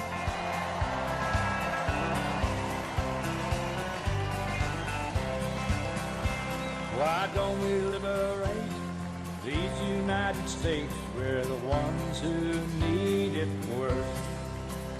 Let the rest of the world help us for change, and let's rebuild the very first. Our highways and bridges are falling apart. Who's blessed and who has been cursed? There's things to be done all over the world, but let's rebuild America first.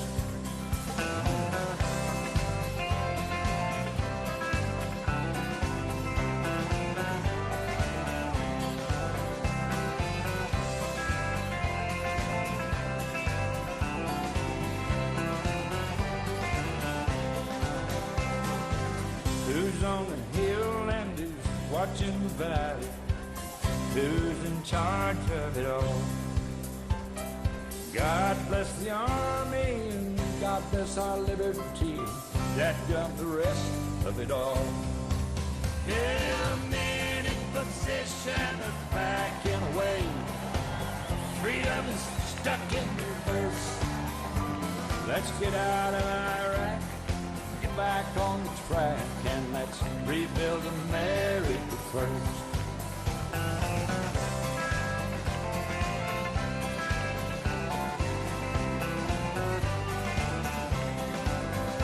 Once more.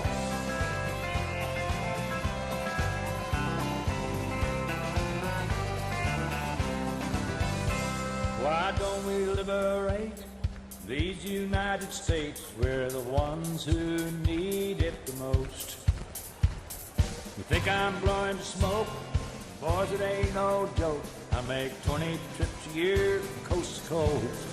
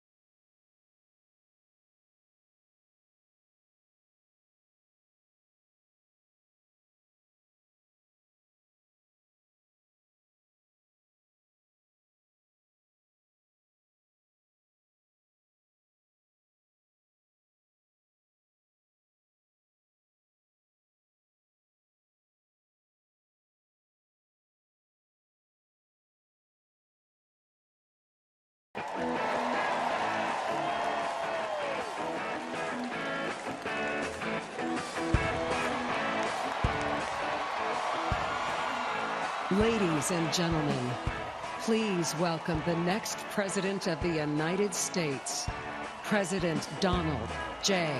Trump.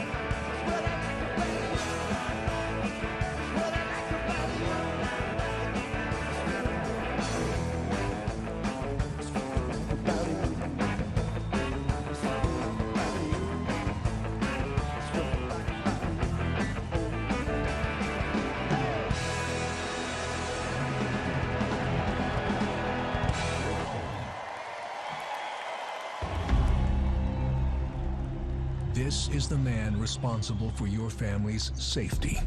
And he's failed you terribly. Biden made one of the worst mistakes of any president in history when he told illegals to come here and surge our border. I would in fact make sure that we immediately surge to the border. And surge they did. 10 million, more than the population of 40 U.S. states. And Biden's open border became an open invitation for violent Venezuelan gang members, sex traffickers, and now confirmed, ISIS terrorists entered through Biden's wide-open southern border, putting America on high alert for an attack, and your family at great risk. We immediately surge to the border. But it gets even worse. Biden's incompetence has led to a horrific 300,000 Americans now dead. Not from a nuclear bomb, but from lethal fentanyl brought in through Biden's wide-open border. And on Biden's watch, enough illegal fentanyl has crossed our borders to kill every single American. That's terrifying. This weak man has been great for the Mexican drug cartels, while being a death sentence for over 300,000 Americans, including young children. That's approaching the number of soldiers that were killed in World War II. Yet what's Biden's message? Surge to the border. The Biden surge has also led to a surge in violent crimes committed by illegal migrants. Horrific crimes. Murders. Gang attacks against our police. Child sex crimes. And the brutal killing of a nursing student on her college campus. Countless families will never forget the pain and tragedy. And America should never forget who was responsible. Joe Biden. Surge to the border. And America's border czar. President Trump had our borders secure, our families safe, and he'll do it again. Ladies and gentlemen, please welcome United States Senator Ted Cruz of Texas.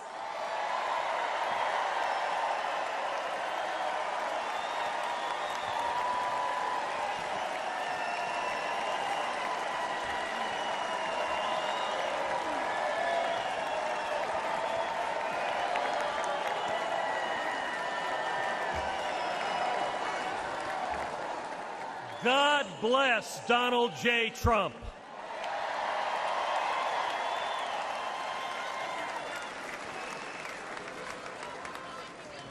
And let me start by giving thanks to God Almighty for protecting President Trump.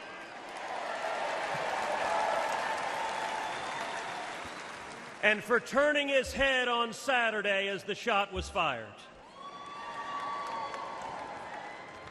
Together we lift up in prayer all of our leaders for protection.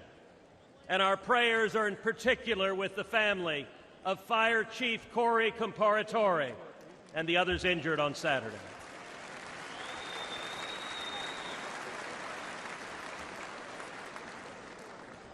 Never before has an election mattered so much. We are facing an invasion on our southern border. Not figuratively, a literal invasion. 11.5 million people have crossed our border illegally under Joe Biden. Look around you. This arena holds about 18,000 souls. Now imagine 639 arenas just like this, filled to the brim. That is 11.5 million people, larger than all but 8 states in the nation. But the numbers don't show us the true price that our country is paying. Every day, Americans are dying. Murdered, assaulted, raped by illegal immigrants that the Democrats have released. Teenage girls and boys wearing colored wristbands are being sold into a life of sex slavery. This is evil and it's wrong. And it is happening every damn day. Think of Kate Steinle. She was 32, walking with her father on a San Francisco pier when a bullet tore through her heart. The man who fired that gun, he'd been deported 5 times. Every damn day. Think of Laken Riley. Just 22 years old, a nursing student with dreams of healing others. She went for a jog and never came home. Her life taken by someone who should have never been here. Every damn day. Or Rachel Morin, a beautiful mother of 5, raped and murdered in suburban Maryland by an illegal immigrant the Democrats released. Every damn day. Or Jocelyn Nungary, only 12 years old. It was just 1 month ago today that she was brutally raped and murdered in Houston by 2 men who were supposed to be detained and monitored, but instead released and allowed to roam free. Every damn day. These aren't just stories or statistics. They're our daughters, our sisters, our friends, The families don't care about the empty numbers. They care about the empty chairs at the dinner table, about the voices they'll never hear again, about the laughter lost, and about the dreams that will never be fulfilled. I've sat with these families in living rooms where the silence is so loud that it hurts, where photo albums are opened with trembling hands. How did we get here? It happened because Democrats cynically decided they wanted votes from illegals more than they wanted to protect our children.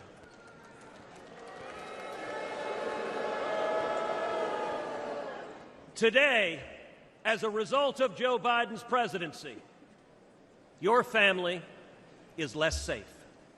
Your children are less safe.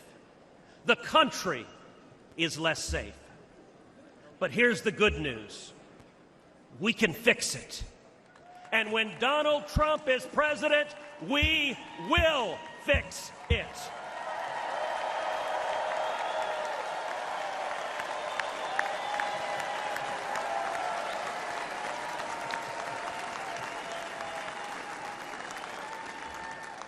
We know this because he's done it before. I know this because I worked hand in hand with President Trump to secure our border, and we achieved the lowest rate of illegal immigration in 45 years.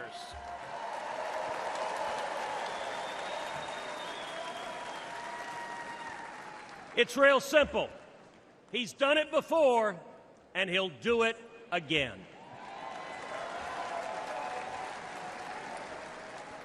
So tonight, I speak for Kate and Laken and Rachel.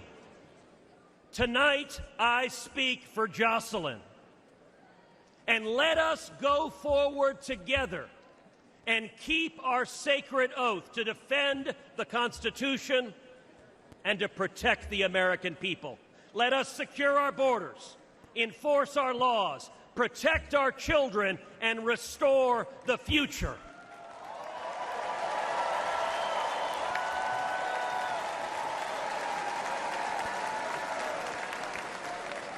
Because when we do that, when we remember who we are and who we love, and we act to protect them, then and only then will we truly make America great again.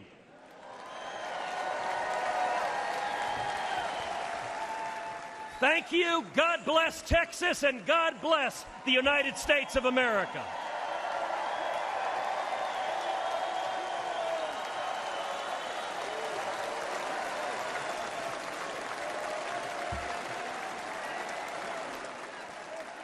Ladies and gentlemen, please welcome former law enforcement officer Randy Sutton.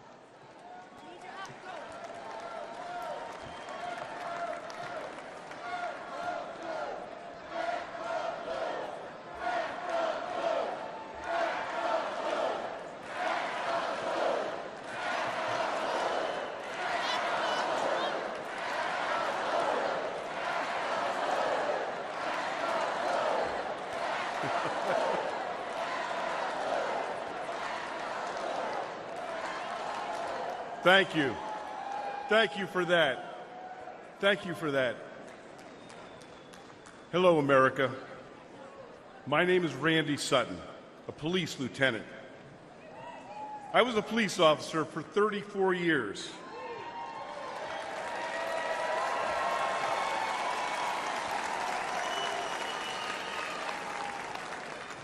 I was one of the most highly decorated officers in the history of my department. And then I founded the Wounded Blue, an organization dedicated to helping injured and disabled law enforcement officers. I've dedicated my life to law enforcement. And I'm here to tell you one thing, America. Donald Trump is the best friend we will ever have.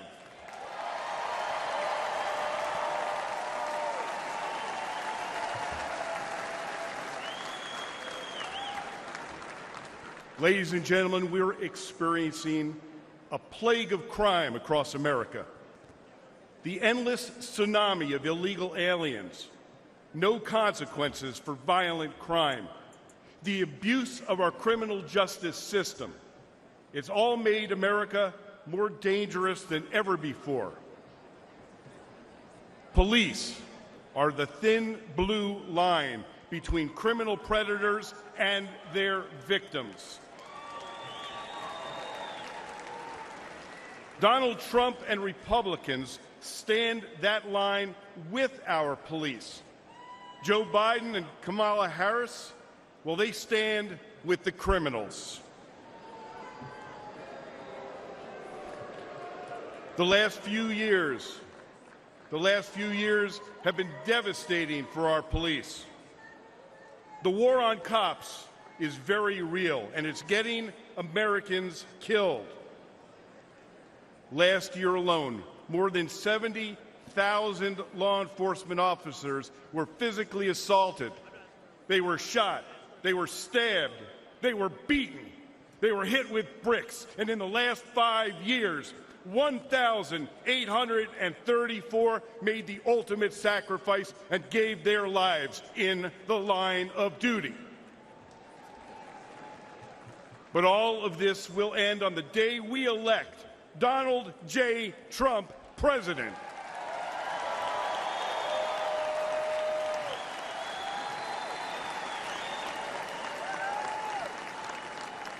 But my friends, it's not just the physical violence. It's the relentless effort to divide the people from the police. This is about the soul of America. Make no mistakes. If the radical left succeeds in defunding and destroying policing as we know it, they will break apart the cornerstone of our system, law and order. Well,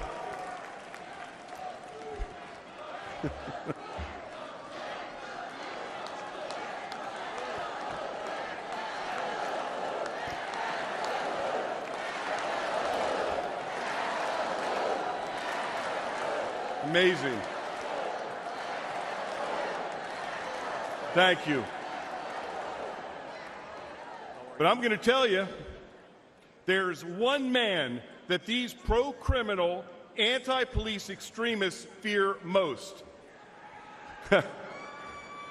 And that is the once and future president of the United States, Donald J. Trump.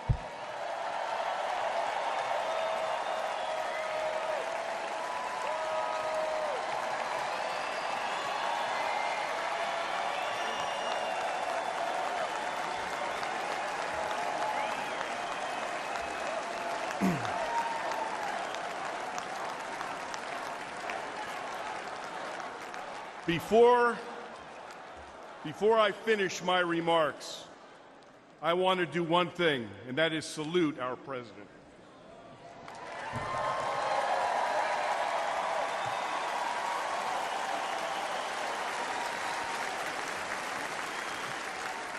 America, I make this promise.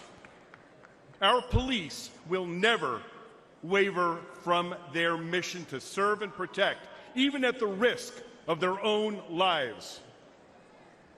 But they need a true leader who will have their backs. Donald J. Trump is that leader.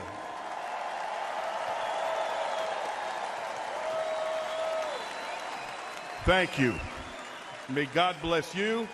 May God bless those that walk the line. And may God bless America.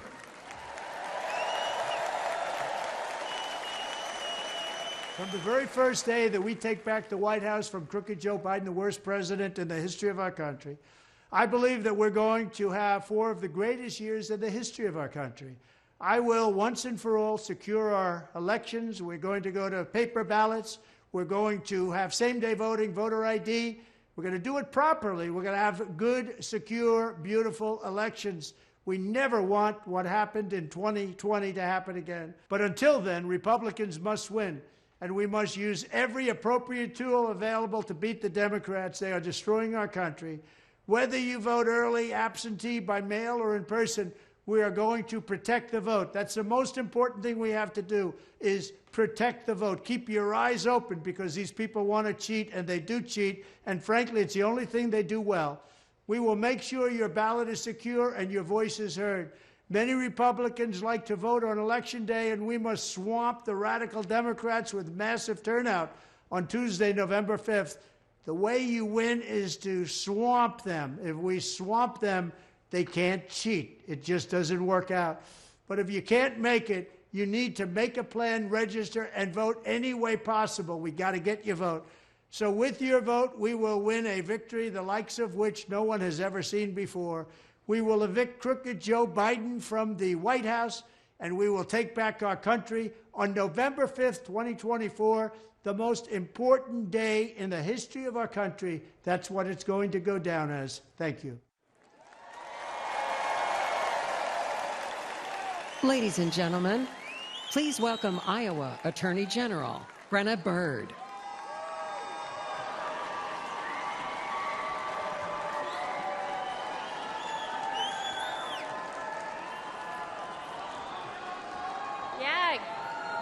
Good evening, Milwaukee. My name is Brenna Bird, and I am the Attorney General of the great state of Iowa.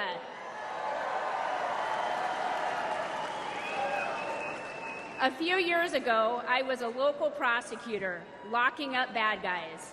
But in 2022, I ran for Attorney General and beat the incumbent Democrat who was first elected when I was just 2 years old.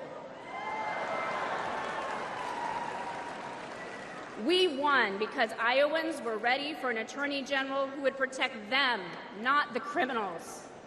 An Attorney General who would stand up to Joe Biden and the radical Democrats. And an Attorney General who would defend our constitutional freedoms. But perhaps more than anything, Iowa voters wanted an Attorney General who would back the blue.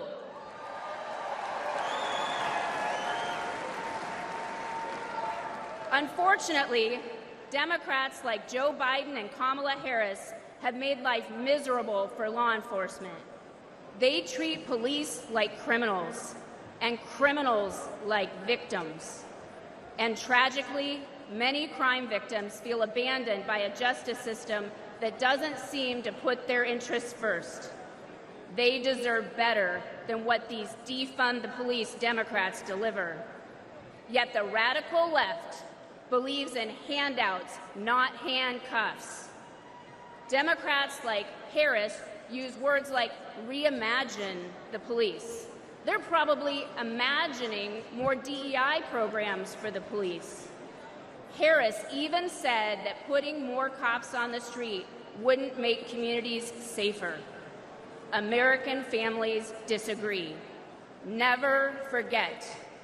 The Democratic Party is the party of defunding the police. They said it, they mean it, and they can't wiggle out of it.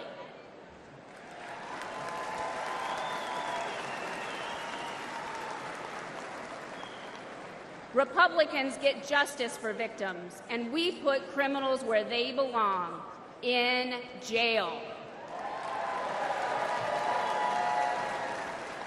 That's why we need to elect President Donald J. Trump. President Trump knows that keeping Americans safe isn't a 10 a.m. to 4 p.m. job. And rank and file cops know that President Trump, he has their back.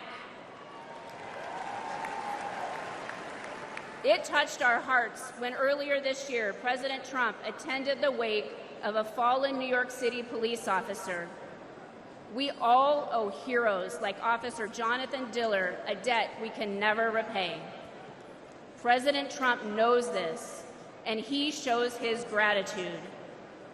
Joe Biden was also in New York City that day, but instead of honoring our heroes, he attended a glitzy fundraiser with Barack Obama and Bill Clinton. None of them went to pay their respects.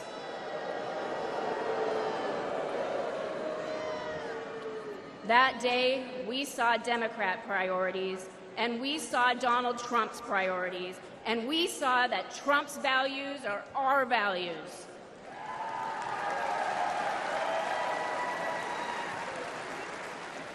I urge everyone listening to stand with law enforcement and vote to make America safe again. I urge you to vote for Donald Trump on November 5th. Thank you, Milwaukee, and God bless you.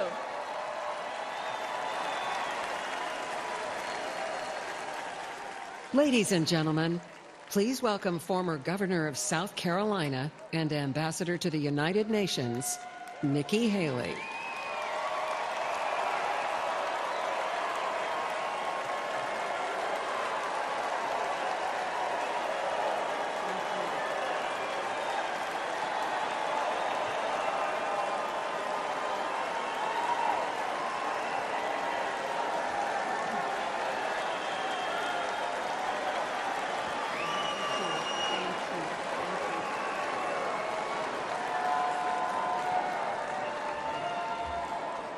My fellow Republicans, President Trump asked me to speak to this convention in the name of unity.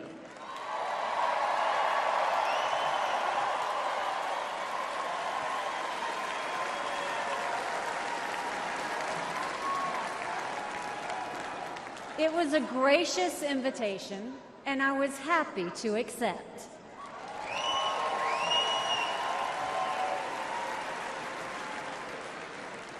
I'll start by making one thing perfectly clear. Donald Trump has my strong endorsement, period.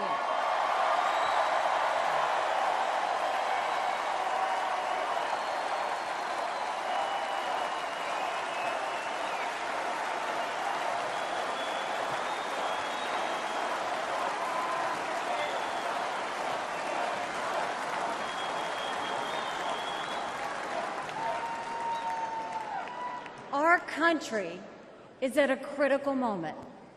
We have a choice to make. For more than a year, I said a vote for Joe Biden is a vote for President Kamala Harris. After seeing the debate, everyone knows it's true. If we have 4 more years of Biden or a single day of Harris, our country will be badly worse off. For the sake of our nation, we have to go with Donald Trump.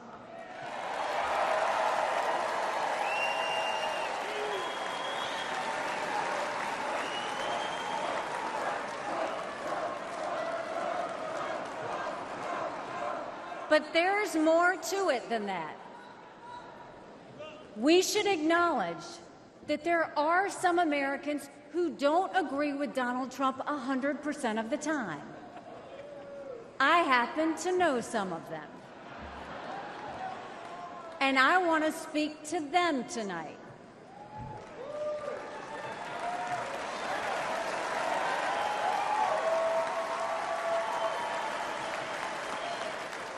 My message to them is simple.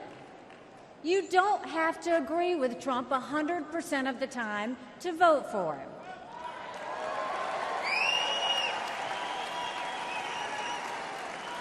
Take it from me, I haven't always agreed with President Trump.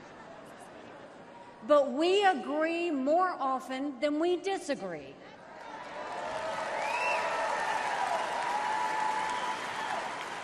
We agree on keeping America strong. We agree on keeping America safe. And we agree that Democrats have moved so far to the left that they're putting our freedoms in danger. I'm here tonight because we have a country to save. And a unified Republican Party is essential for saving her.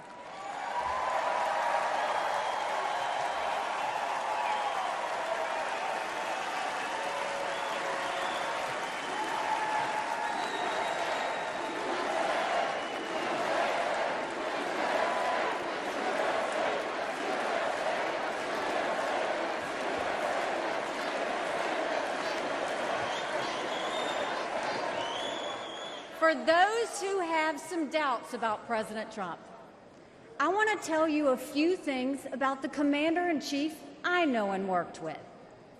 As ambassador to the United Nations, I had a front row seat to his national security policies. We sure could use those again.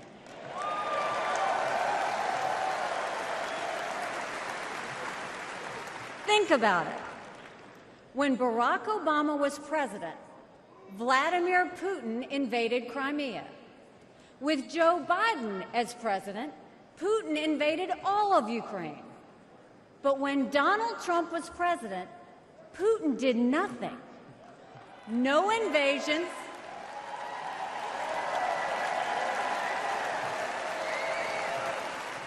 No invasions, no wars. That was no accident. Putin didn't attack Ukraine because he knew Donald Trump was tough. A strong president doesn't start wars. A strong president prevents wars.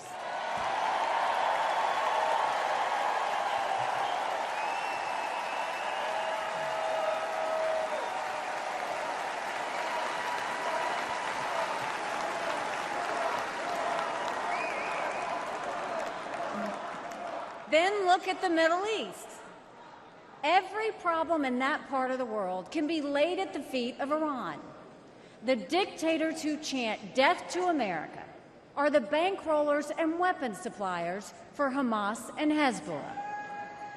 They're behind the barbaric massacres and the hostage-taking. Once again, compare Trump and Biden. Trump got us out of the insane Iran nuclear deal.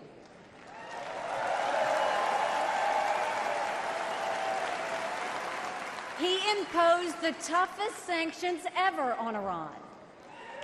And he eliminated the arch-terrorist Qasem Soleimani.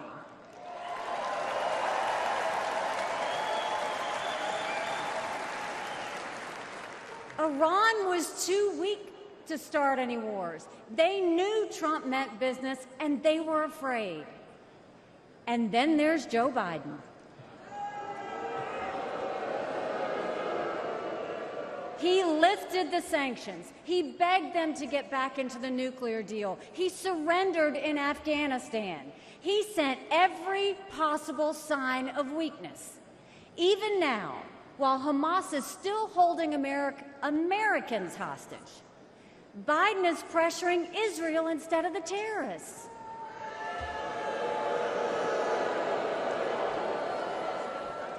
Between Israel and Hamas, Donald Trump is clear about who is our friend and who is our enemy.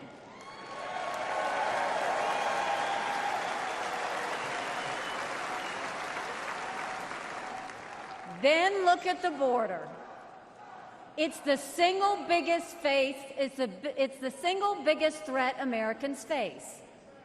Under Joe Biden, migrants are coming into our country by the thousands every day.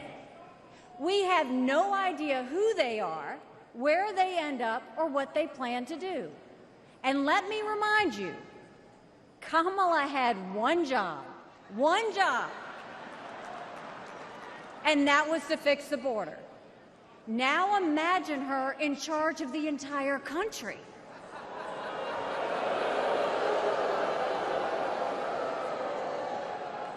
Under Donald Trump, we didn't have the border disaster we have today, and we won't when he is president again.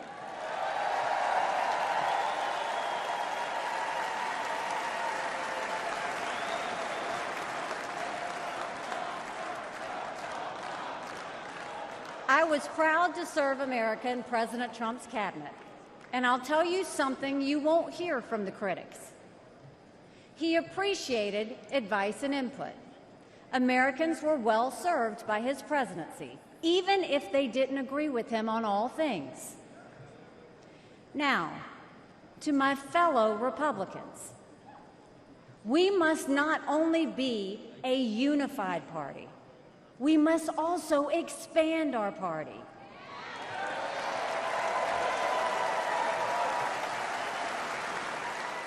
We are so much better when we are bigger. We are stronger when we welcome people into our party who have different backgrounds and experiences. And right now, we need to be strong to save America. This is a defining moment, not only for our party, but for our country. Our fellow Americans are fearful right now.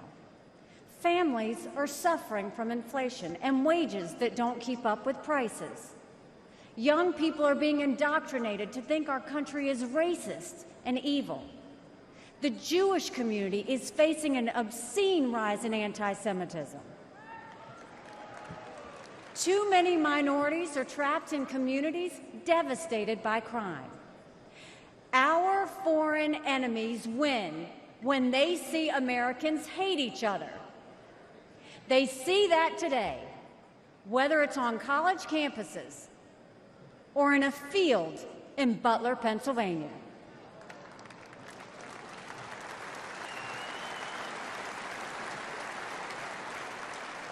But we can conquer those fears with strength and unity. No president can fix all of our problems alone. We have to do this together. America has an amazing ability to self-correct.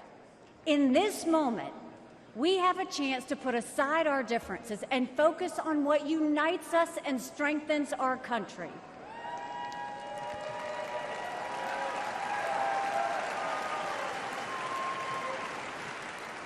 Let us join together as a party. Let us come together as a people, as one country, strong and proud. Let us show our children and the world that even on our worst day, we are blessed to live in America. God bless you. Thank you. God bless the United States of America.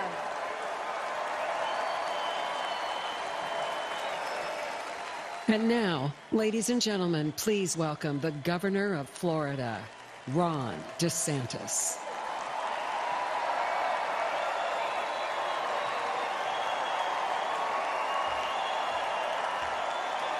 My fellow Republicans, let's send Joe Biden back to his basement and let's send Donald Trump back to the White House.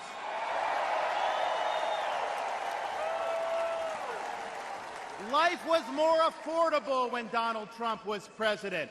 Our border was safer under the Trump administration, and our country was respected when Donald Trump was our commander-in-chief. Joe Biden has failed this nation. As a veteran, I was appalled when 13 of our service members were killed in Afghanistan due to Joe Biden's dereliction of duty. As a citizen, as a husband, and as a father, I am alarmed that the current President of the United States lacks the capability to discharge the duties of his office. Our enemies do not confine their designs to between 10 a.m. and 4 p.m. We need a commander-in-chief who can lead 24 hours a day and 7 days a week. America cannot afford 4 more years of a weekend at Bernie's presidency. But let's be honest.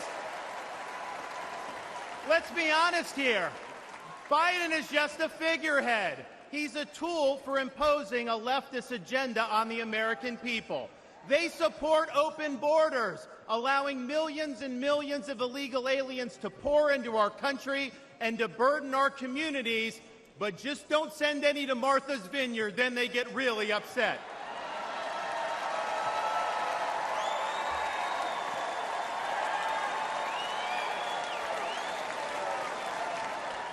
They have unleashed progressive prosecutors across our nation who care more about coddling criminals than about protecting their own communities. They use the unelected bureaucracy to impose their will on us without our consent, and they weaponize political power to target their political opponents like they've done to our own nominee.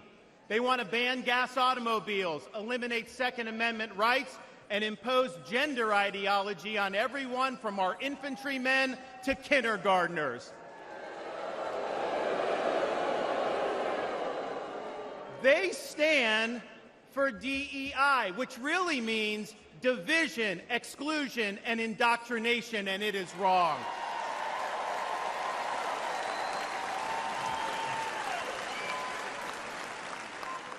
They mandated that you show proof of a COVID vaccine to go to a restaurant, but they oppose requiring proof of citizenship to cast a vote.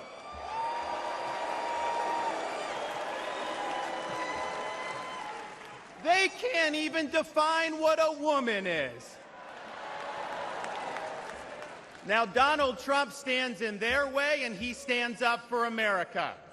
Donald Trump has been demonized. He's been sued. He's been prosecuted, and he nearly lost his life. We cannot let him down, and we cannot let America down.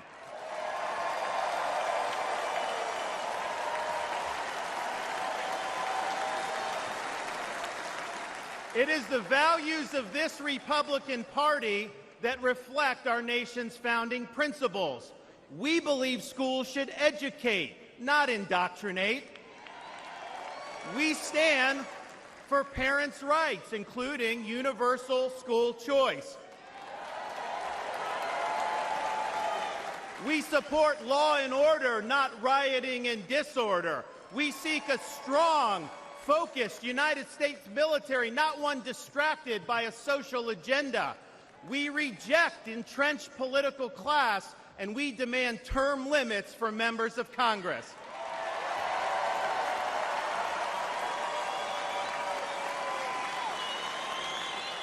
We stand for fiscal sanity, for low taxes, and for reduced debt. We seek to reclaim the constitutional government as envisioned by our founding fathers by bringing the administrative state to heel once and for all.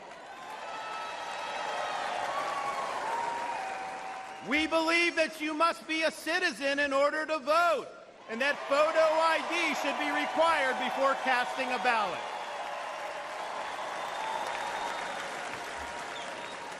We stand for strong borders and believe that our nation must have a shared civic culture, and we oppose any immigration that stands apart or in contrast to our American values. We believe in the principles articulated in the Declaration of Independence that our rights come not from the generosity of the state, but from the hand of the Almighty, including the right to life, liberty, and the pursuit of happiness.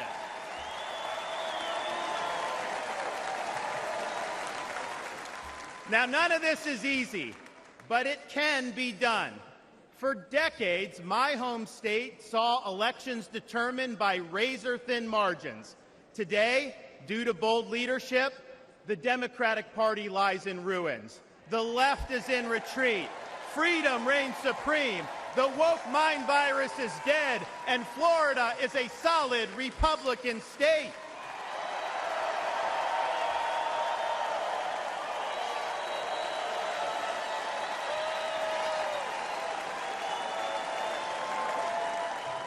Now, electing Donald Trump gives us the chance to do this all across America. And we have a responsibility to step up and make it happen. We have a responsibility to preserve what George Washington called the sacred fire of liberty. This was a fire that burned in Independence Hall in 1776 when 56 men pledged their lives, their fortunes, and their sacred honor to establish this nation. It's a fire that burned at a cemetery in Gettysburg, Pennsylvania, when our nation's first Republican president pledged this nation to a new birth of freedom.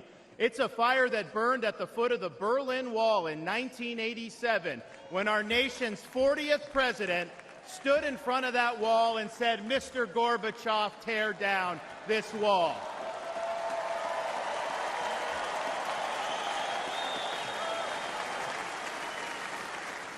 This is not a responsibility we should fear. It's a responsibility we should welcome. After all, if not us, who? And if not now, when? Let's make the 45th President of the United States the 47th President of the United States.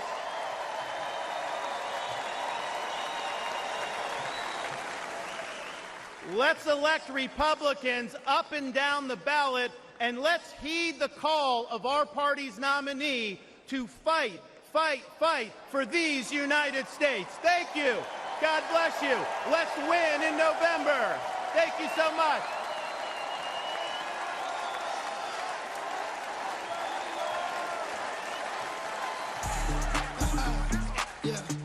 It's the mayor of Magaville, baby. Hey, you know who we voting for? We voting Donald Trump, baby. America needs saving. America needs saving. We voting Trump, baby. November 5th, we going crazy. November 5th, we going crazy. Red pill poppin', swerving in the Trump. Republican 4G, Antifa knows what's up. Red, white, and blue, MAGA nation, throw it up. Black, white, and brown, all about a vote Trump. Democrat party gon' take your freedom. Indicting our president cause they can't beat it. It's a two-tier justice system. Put America first, we the big. FJB, FJB, FJB, FJB, FJB, FJB. Let's go, Brandon, sing it. We voting Donald Trump, baby. Donald Trump, baby. America needs saving. America needs saving. We voting Trump, baby. Trump, baby. November 5th, we going crazy. November 5th, we going crazy. Now I pledge allegiance to vote for Trump. There's a red wave coming, you gon' surf for what? In God I trust to take the devil away. Lock Joe Biden up and throw the key away. Your propaganda ain't gonna work on me. Bidenomics is like you working for free. I demand reparations from every idiot that voted for Joe Biden, boy, period. Period, Sleepy Joe is a fraud. And the bloodbath in the Oval Office. The media is the enemy of the people. The Democrats and the fake news always cheat. FJB, FJB, FJB, FJB, FJB, FJB. Let's go, Brandon, sing it. We voting Donald Trump, baby. Donald Trump, baby. America needs saving. America needs saving. We voting Trump, baby. Trump, baby. November 5th, we going crazy. November 5th, we going crazy.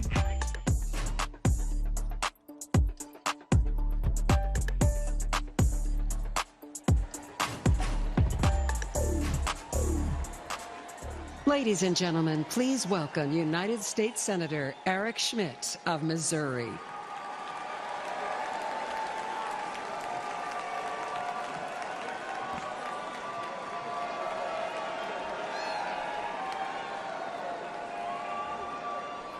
Hello, Milwaukee. Hello, America. I'm Eric Schmidt from the great state of Missouri, the Show Me State.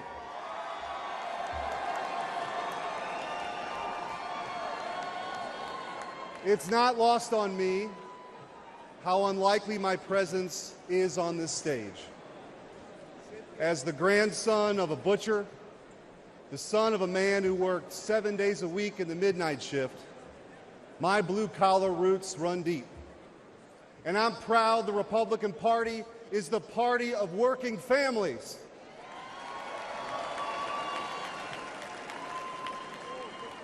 Missouri is home to cities named Liberty and Independence, and towns called Freedom and Defiance. So it should come as no surprise that we are sick and tired of Joe Biden and Kamala Harris. And I am here with a simple message. Enough is enough. We're ready to take our country back.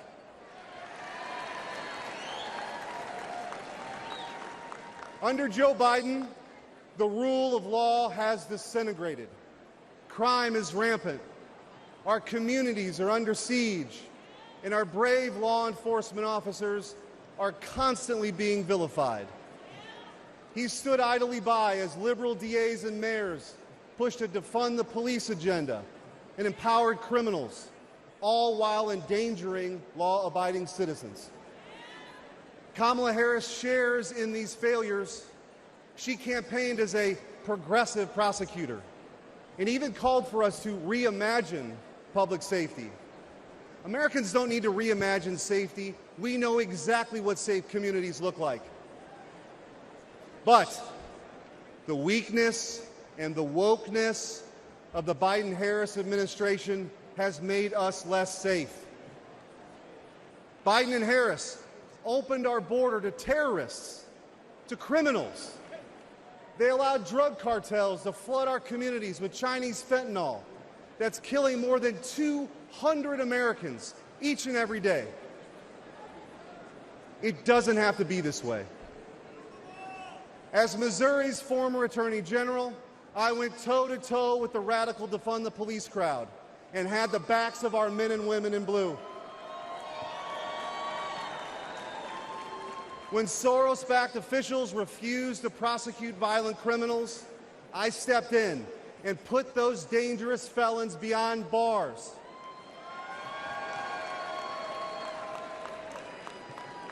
And I know President Trump will do the same. He'll restore law and order. He'll unapologetically back the blue. And President Trump will secure the border once and for all.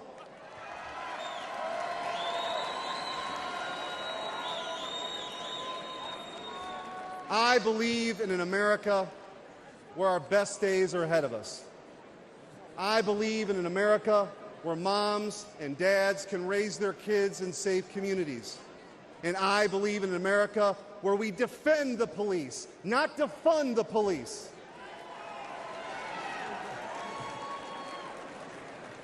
President Trump will make that dream a reality, and that's why we need him back in the White House.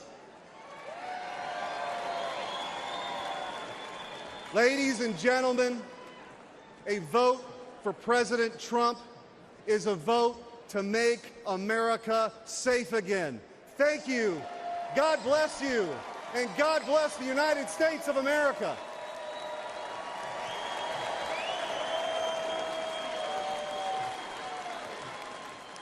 Ladies and gentlemen, please welcome United States Senator Tom Cotton of Arkansas.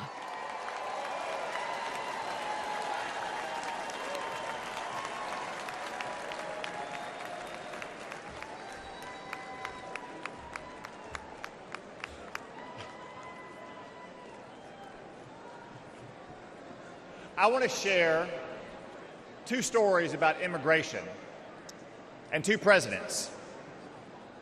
Manuel was a house painter in Arkansas and a green card holder from Mexico.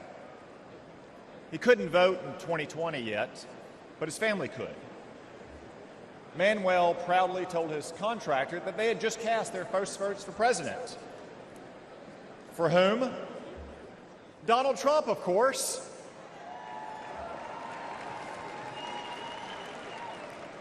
When asked why, Manuel gestured to the parking lot and responded, "Have you seen my new pickup?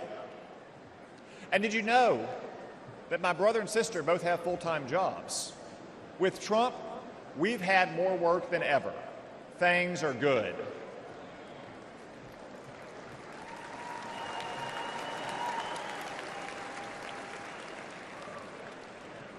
Manuel became a citizen last year, and he's excited to vote for the first time for Donald Trump.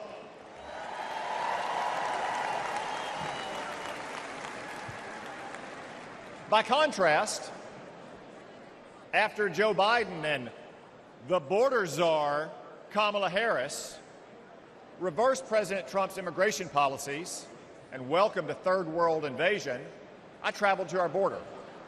What did I see? The body of a migrant drowned in the Rio Grande.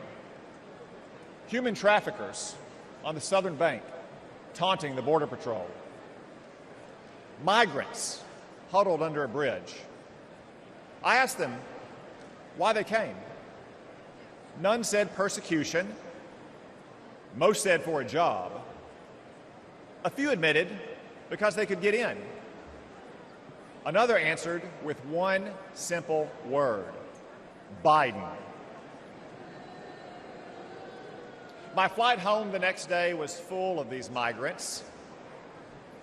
And you, all of you, paid for their tickets.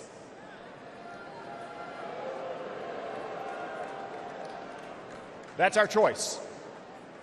A secure border and an immigration system that works for all of our citizens, whether your ancestors bled with George Washington, or like Manuel in Arkansas, you just took the oath of citizenship, or Joe Biden's chaos. Donald Trump said, you can't have a nation without borders, and he defended those borders.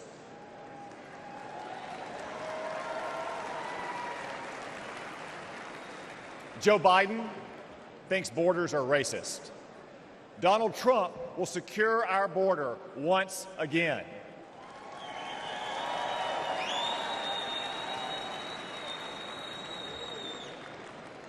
Donald Trump banned travel to America from terrorist-infested countries.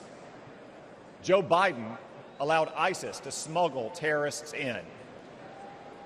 Donald Trump will protect America once again. Donald Trump insisted that immigrants must stand on their own 2 feet, the oldest principle of American immigration. Joe Biden gave migrants welfare, free hotels, and more. Donald Trump will stop migrant welfare once again.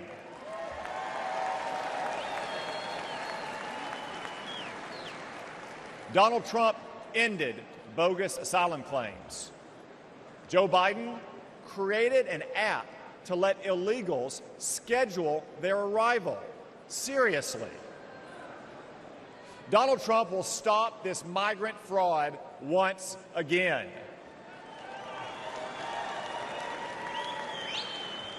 Donald Trump cracked down on hiring illegals. Joe Biden let illegals take American jobs. Donald Trump will protect America's workers once again. So what choice will we make? Will we choose Joe Biden, open borders, amnesty, and chaos?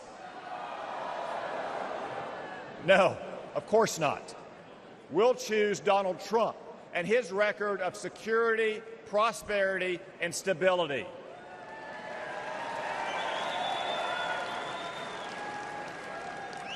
As Manuel said, things were good with Donald Trump, but everything has gone to hell under Joe Biden. But this Biden chaos will end soon, because it's time for us to elect President Trump to secure our border and to make America great again. Thank you all. God bless you. God bless the United States of America.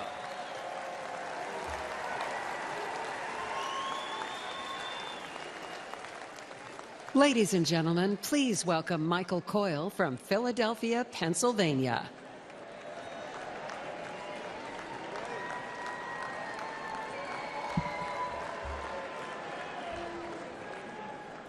Good evening, Milwaukee.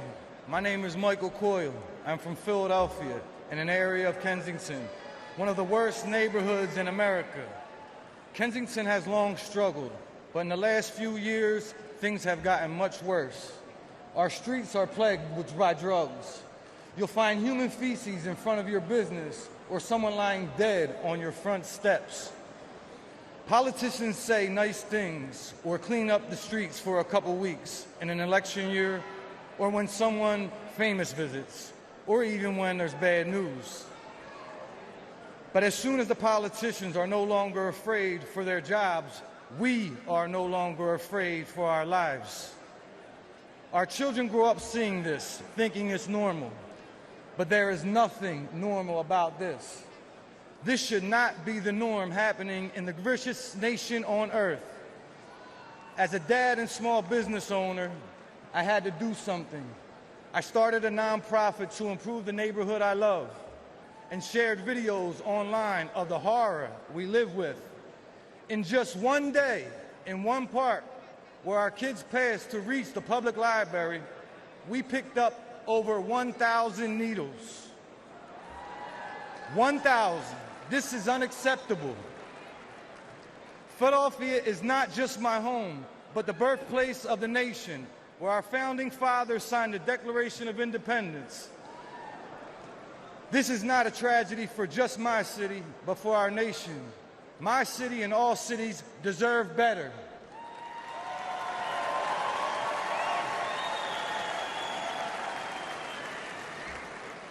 Joe Biden and Kamala Harris are the ones who opened our southern border and allowed Chinese fentanyl to pour in unconditionally.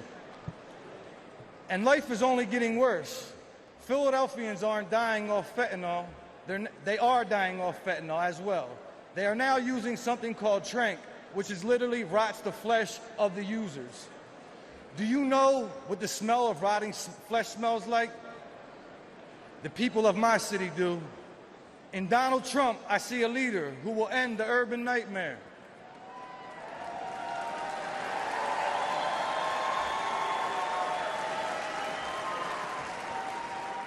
I ask you to join me in supporting him this fall, because a vote for President Trump is a vote to restore our cities and to make America safe again. Thank you. Kensington Beach for Trump.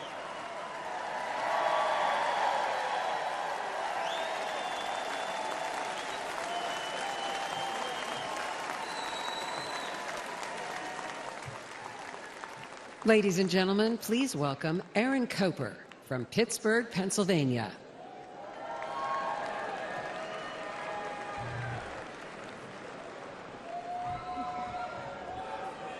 That's right.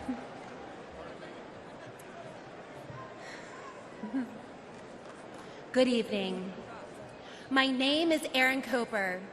I'm a grassroots organizer, a proud Republican woman, and a longtime resident of Pittsburgh, Pennsylvania. I'm here to urge Americans to re-elect President Trump and make America safe again. But I'm also here with a warning, because in recent years, I've had a front row seat to the chaos caused by Democrats and their soft on crime policies. Democrat Mayor Ed Gainey, Congresswoman Summer Lee, and especially Socialist County Executives Sarah Innamorato have demoralized and disrespected our police while unleashing criminals into our communities. The Pittsburgh Police Department has shrunk from 991 officers in 2020 to 750 at the end of last year. Response times are soaring. One city worker got mugged at gunpoint and raced to a police station, but no one was there to help. The Democrats have given Pittsburgh defund the police on steroids. The result is crime and chaos. There were 122 murders in my county in 2022, one of the deadliest years on record. Drug deaths are also near record highs. But statistics don't tell the full story. I've been chased by drug dealers on my own street. I've seen filthy tent cities pop up on my block. I've talked to business owners who find human waste, used needles, and shell casings outside their shops. I've felt the chill of fear as a woman when I'm alone in a parking garage or on the street. What the Democrats did to San Francisco, they're doing to my city. But law-abiding citizens are fighting back and saying no more. I saw this when Pittsburgh Republicans, independents, even Democrats came together to beat Soros prosecutor last November. It can happen again this November. If we stand together, we will beat the soft on crime Democrats and make our streets safe again. We can re-elect President Trump, and we can save our cities. Thank you.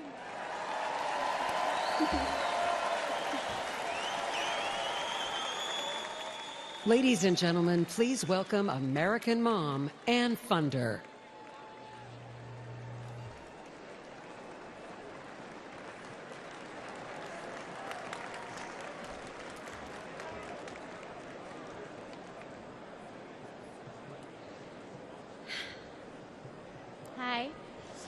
My name is Ann Fundner, and I am the wife and mother of 4 children. I'm standing here today to share the tragic reality of open borders. I'm here to share the story of my firstborn son, my everything, my Weston. My family and I were living in Southern California when President Biden took office and opened our borders. My Weston was 15. He was an amazing big brother to his 3 younger siblings. Weston attended church twice a week, played football and hockey, and he loved to surf. He had a big heart, and he lived to make people laugh. He had so many good friends. And I was always vigilant to be the best mother that I could be. I was room mom, school ambassador, and I attended all of his sports. We had family dinners and barbecues at the beach.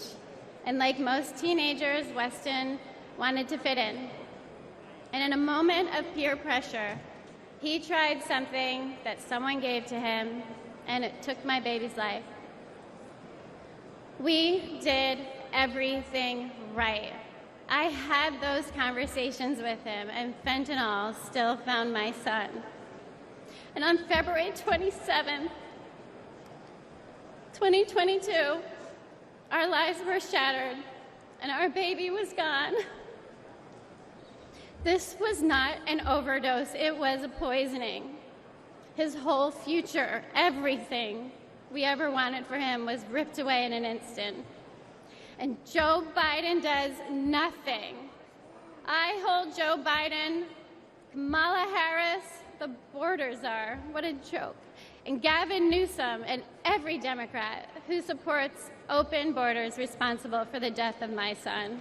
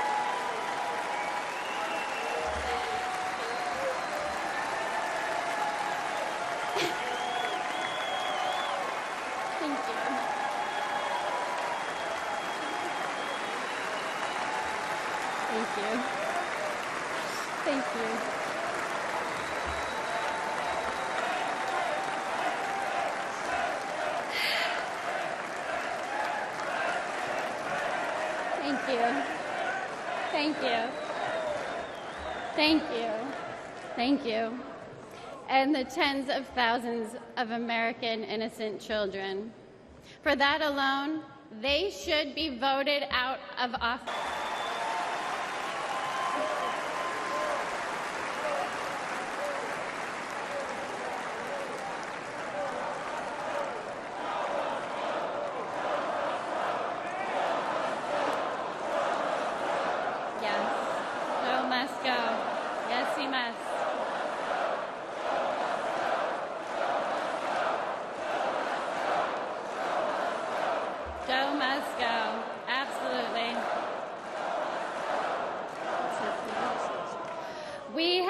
The highest number of fentanyl deaths during the Biden-Harris administration, and fentanyl is now the #1 killer of Americans ages 18 to 45, and it is quickly becoming the leading cause of death for teens, with 14 and under being the fastest growing demographic. We need President Trump back in office. We need a president who will seal the border, aggressively prosecute drug dealers, and stop Communist China from poisoning our children.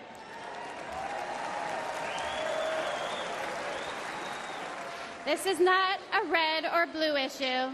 This is a red, white, and blue issue. And fentanyl doesn't care if you're black or white. It does not discriminate. This is an American issue. We need a president who will call the drug cartels what they are: terrorist organizations.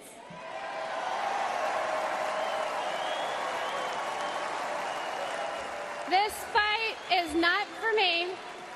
My son is gone. This fight is for your children. We owe it to our children to elect a president who will win the war against fentanyl once and for all.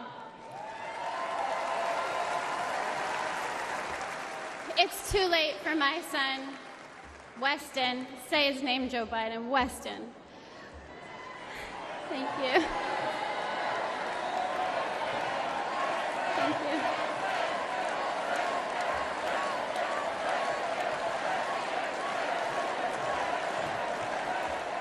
But we can change this for your children. We need President Trump back to save the lives of our kids. Thank you. Thank you. God bless America.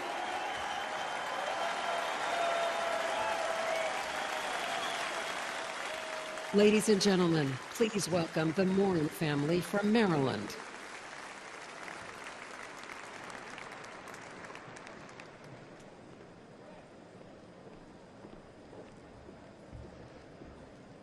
Last year, we lost my beloved sister, Rachel.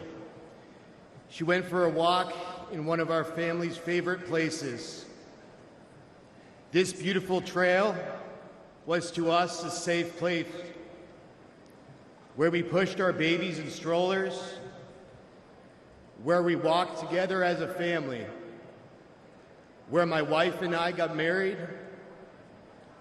near what would later become the spot where my sister's body was found. Rachel, a joyful, accomplished athlete and mother of 5, was raped and murdered by a suspected illegal immigrant. This was described as among the most brutal and violent offenses that has ever occurred in Harford County, Maryland history. Open borders are often portrayed as compassionate and virtuous. But there is nothing compassionate about allowing violent criminals into our country and robbing children of their mother.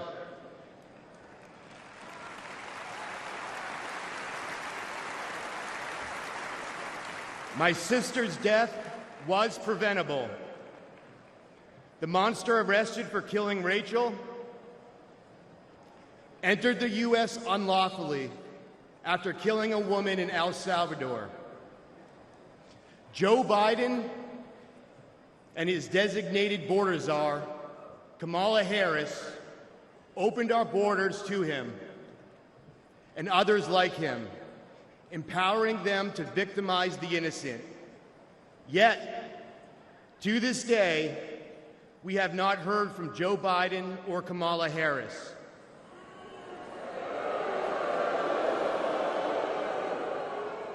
They never apologized. But when Rachel was killed, President Trump called my family to offer his condolences.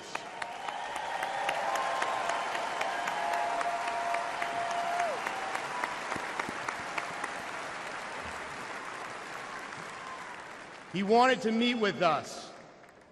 He cared. That is leadership.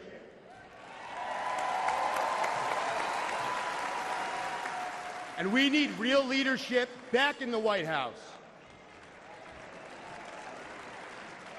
What has gotten us through this unthinkable loss is our faith in Jesus Christ.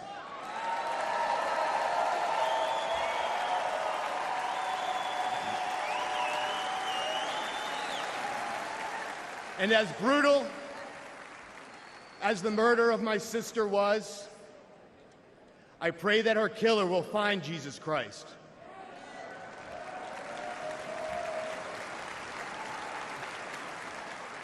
For all the affected by senseless tragedy, I pray for peace, knowing that all things work together for good, to those who love God, to those who are called according to his purpose.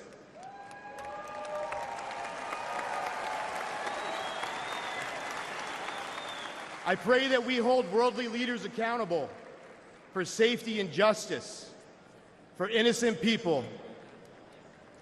I pray that we make our country safe and secure in the memory of my sister Rachel, who loved life. Thank you. God bless America. Good night.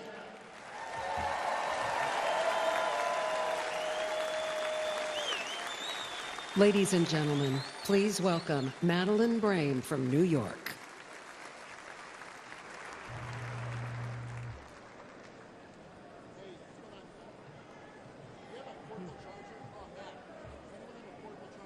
Good evening, everyone. My son, Sergeant Hassan Korea, an Afghanistan War retired veteran. He received enemy fire from the Taliban, only to be murdered with a knife on the streets of New York City. The 4 assailants responsible for his death initially were facing justice, but that changed when District Attorney Alvin Bragg was elected.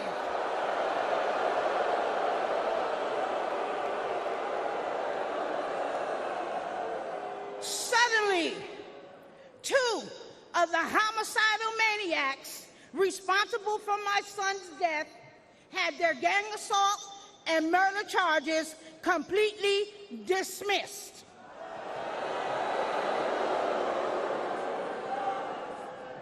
One of them received 14 months time served. Alvin Bragg charged her with assault with a shoe. And another one was sentenced to 7 years. I later learned that Alvin Bragg often dismisses and reduces dangerous criminals. He wants to clear the jails and return violent felons onto our streets every day. The injustice was devastating for me and my family. I don't want anyone else to experience the senseless pain that many other victims across this United States of America have to live with every day.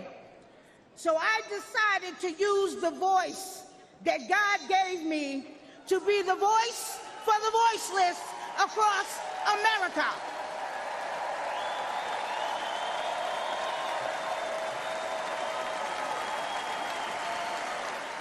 We need justice for victims, and we need accountability for prosecutors who fail in their duty. Soft on crime prosecutors like Alvin Bragg in New York, Kim Foxx in Chicago, and George Gascon in Los Angeles have turned our great country and cities into war zones. Poor and neglected communities like mine are suffering. And who else in here is sick and tired of being sick and tired?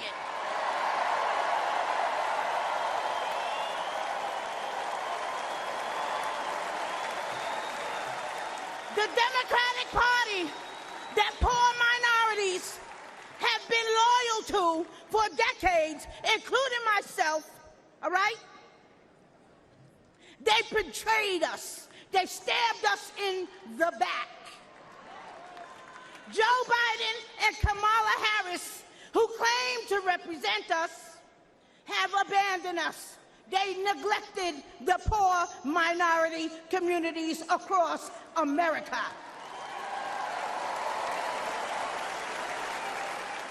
But mine eyes have been opened.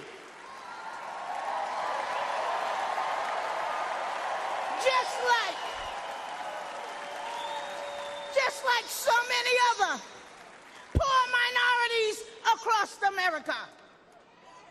Donald Trump shares our values, love of God and family and country.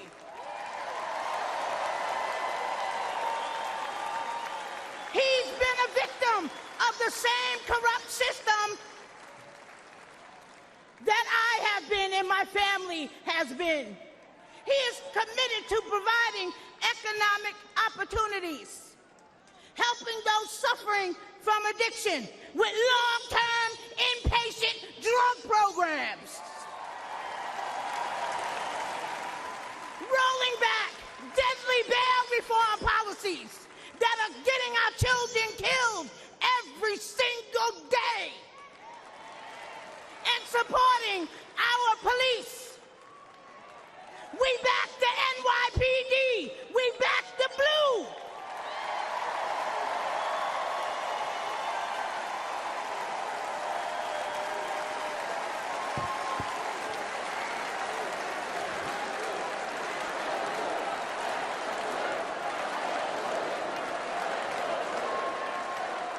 Back the blue.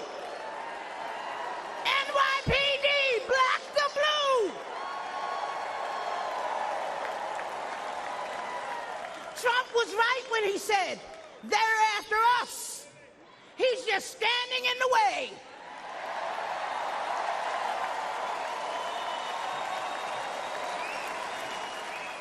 And guess what? He always will. That's why I'm standing with him today. Let's make America safe again.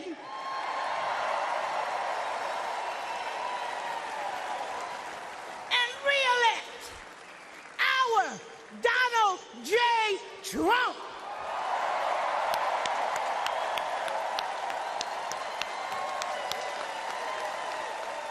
Thank you, and good night.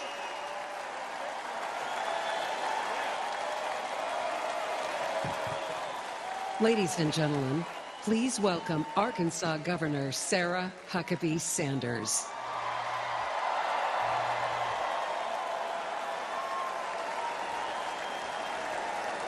Thank you. What a powerful story to follow. Good evening. I'm Sarah Huckabee Sanders.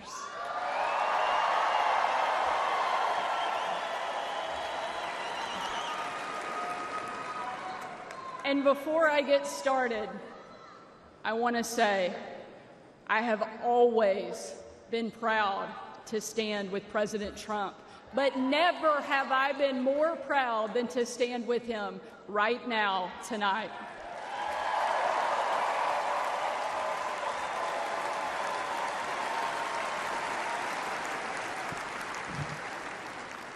Not even an assassin's bullet could stop him.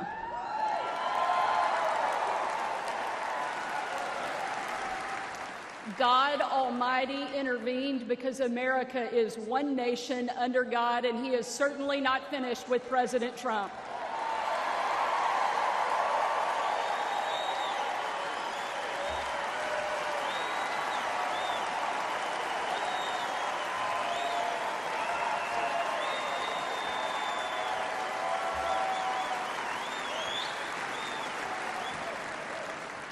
And our country is better for it. I am here tonight as America's youngest governor, the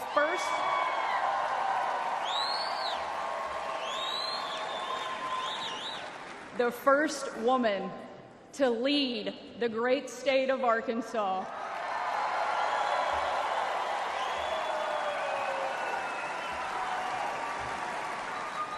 And most importantly, a mom to 3 amazing kids, Scarlett, Huck, George.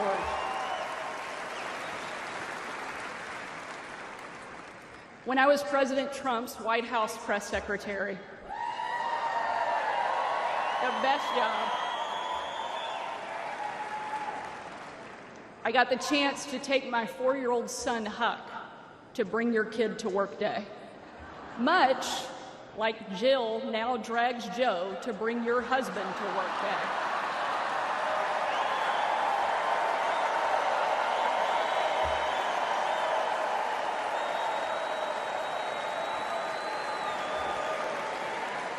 And while I was briefing the president on the upcoming event in the Oval Office, all of the kids who were attending that day gathered in the Rose Garden, getting ready to meet him. And we were walking out onto that beautiful, perfect colonnade. And I saw out of the corner of my eye that my son Huck was running full speed directly at the President of the United States. Being the gracious person he is, President Trump bent down to give him a big hug. And right in front of everyone, Huck sidestepped the president, completely ignoring him in front of everyone, and ran straight into my arms.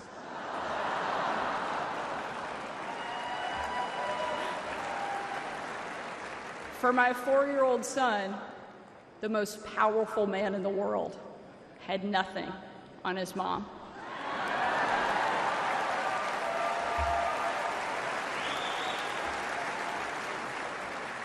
But because he's the amazing man he is, President Trump didn't mind at all.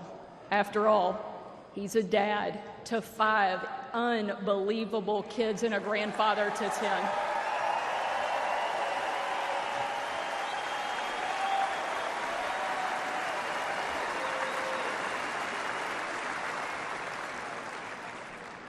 And while that story is certainly a special memory for my family, it's an even greater reminder why I support President Trump, not for me, not for him, but for my kids and for yours.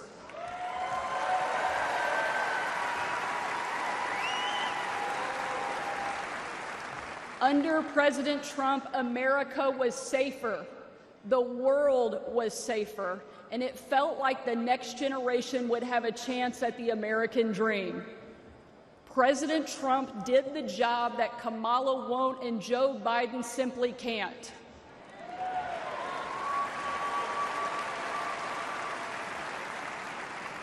When we're honest, every American knows that we were so much better off under President Trump.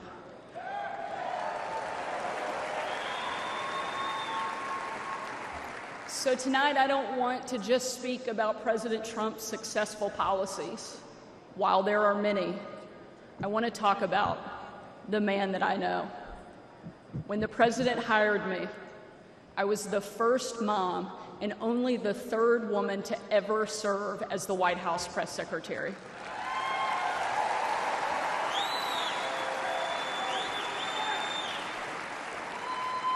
And in that role, I endured relentless attacks from the left. I was insulted as a guest at the White House Correspondents' Dinner. My family was denied service and kicked out of a restaurant.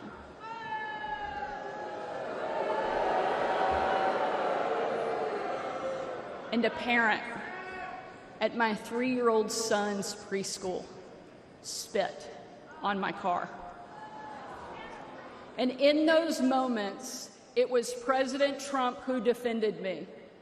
And when an MSNBC host, the author of several books on empowering women, said I was unfit to be a mother, and another MSNBC host said I was vile, not even human, and that I should be choked, MSNBC again did nothing. But our president pulled me aside, looked me in the eye, and said, "Sarah, you're smart, you're beautiful, you're tough, and they attack you because you're good at your job. Never let them stop fighting."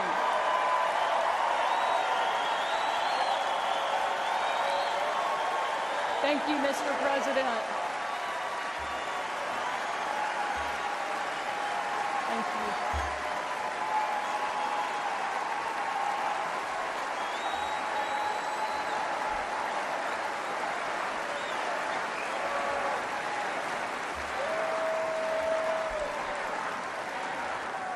That's the Donald Trump that I know. And that's the Donald J. Trump I will always respect. The left doesn't care about empowering women. Biden and Harris can't even tell you what a woman is. They only care about empowering themselves. But we have a president who believes in empowering every American and that our country is worth fighting for.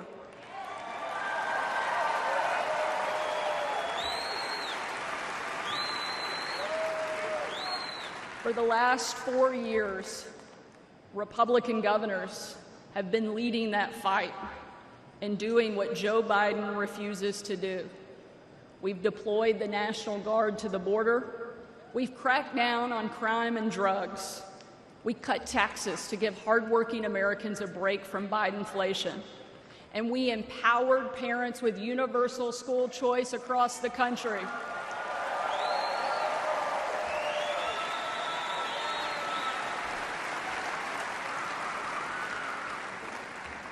Donald Trump was the very first president in my lifetime to take a hard line against China, and I'm proud to be the first and only governor in the country to kick communist China off our farmland and out of my state.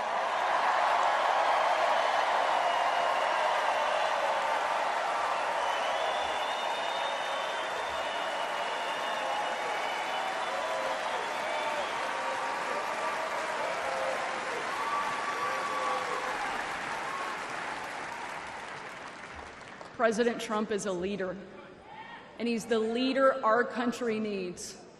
And if ever there was a doubt, earlier this week, we saw just how tough, resilient, courageous, and daring this man is, and we can't get him back in the White House fast enough.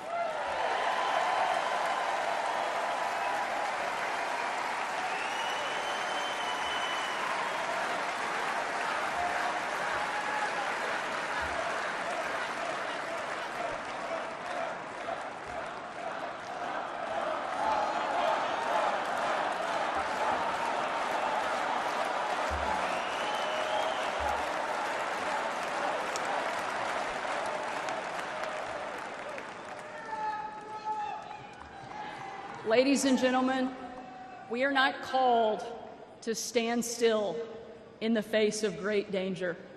You and I were put on this earth at a moment in time to charge boldly ahead. We cannot know what the future holds, but we know damn sure who holds the future in his hands.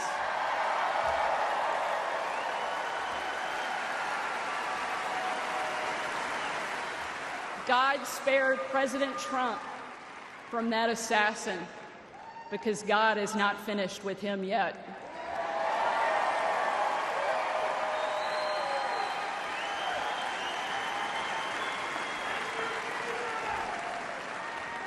And he most certainly is not finished with America yet either.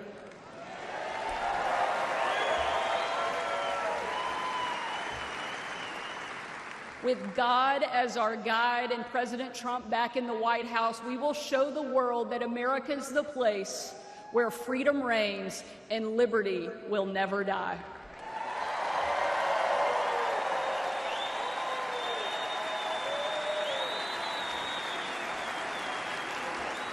Ladies and gentlemen,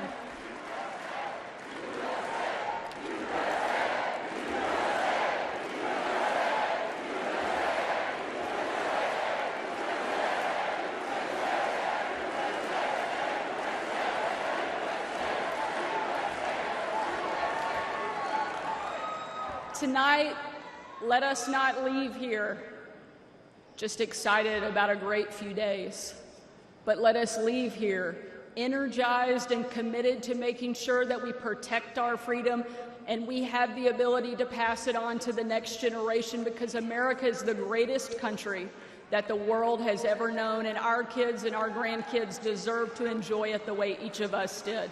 And we will with President Trump back in the White House. Thank you so much.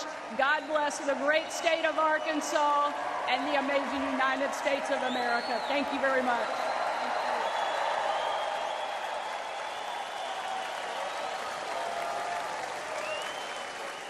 Ladies and gentlemen, please welcome former United States Secretary of Housing and Urban Development, Dr. Ben Carson.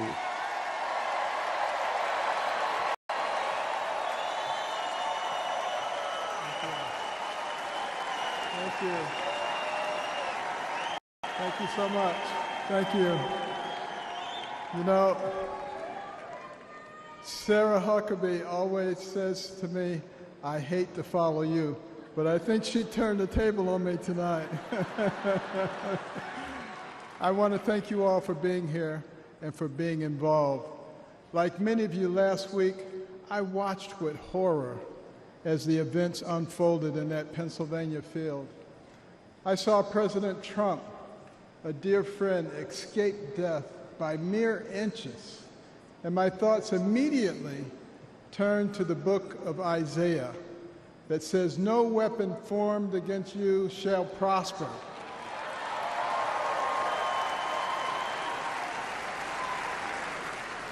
Well, let me tell you the weapons that they used. First, they tried to ruin his reputation, and he's more popular now than ever. And then they tried to bankrupt him, and he's got more money now than he had before. And then they tried to put him in prison, and he's freer and has made other people free with him. And then last weekend they tried to kill him, and there he is over there alive and well.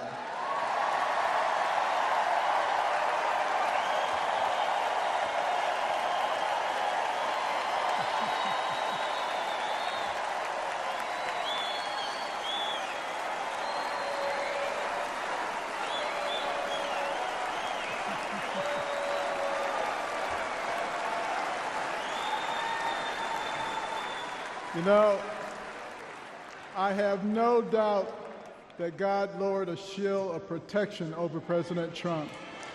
And I join millions of Americans in thanksgiving for President Trump's safety.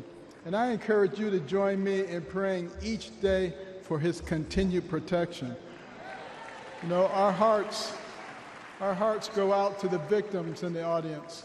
Let's also pray for them and their families. These events have brought unusual clarity to the times we are living in. We have all harbored the nagging feeling that everything we love is slipping away. All you have to do is turn on the television. The free press, a pillar of any free society, has abused the public trust and resorted to lies, deception, and disinformation. They divide us along lines of race, class, and gender, rather than uniting us around our shared bond as Americans. Our government has been no better, shredding our Constitution and upending the rule of law. We have a wide open border, a broken education system, and chaos breaking out around the world. And on top of it all, we have a president who, well, if you can't say anything good, don't say anything at all. But ask anyone around the world, what does it mean to be an American? Most will tell you that it means unlimited opportunity, that where you begin in life doesn't dictate where you will end. That's the America I grew up in. In no other country could a poor inner-city kid raised by a single mom make it to an Ivy League school, then to medical school, become a successful neurosurgeon, run for president, and eventually become a member of the president's cabinet.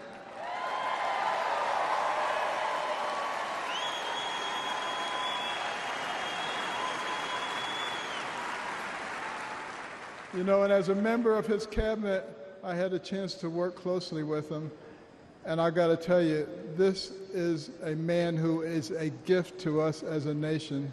He is very gifted, he is very smart, he is very compassionate, he cares about people. And I'll tell you, the first time I met him was before either of us got into the political arena, and we were at Mar-a-Lago, and someone came up to him and said, "Mr. Trump, Rod Stewart just walked in." And he said, "I don't care, this is Ben Carson."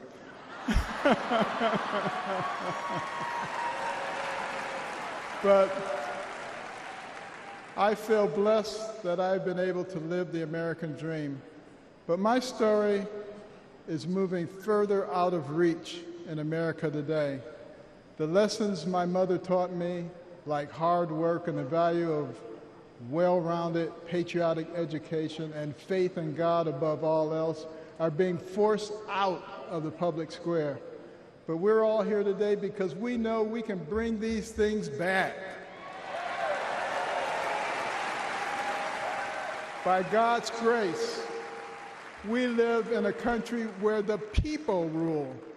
We have the power to choose the kind of nation we will be and the kind of men and women that will lead us. And today the choice could not be more clear. The most repeated phrase in the Bible is this: do not be afraid, or fear not. It appears 365 times in Scripture, a reminder to live each day with faith, hope, and joy as joyful warriors for Christ.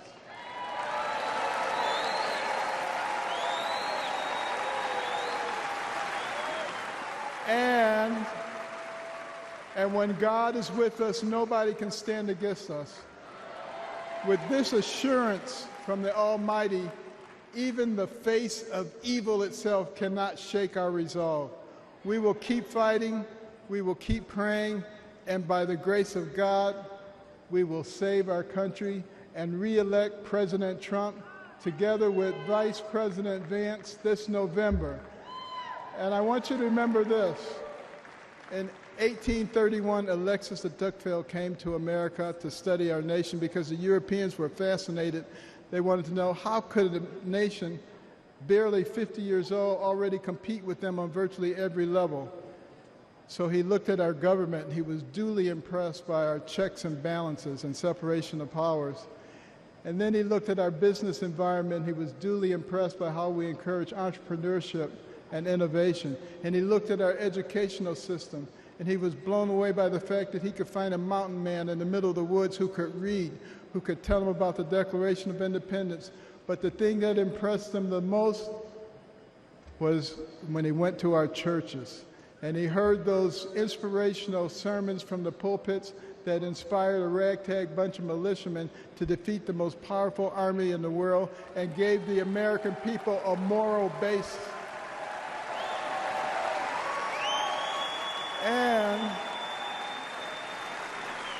And he concluded his 2-volume set, Democracy in America, with these words. He said, "America is great because America is good. And if America ever ceases to be good, she will cease to be great.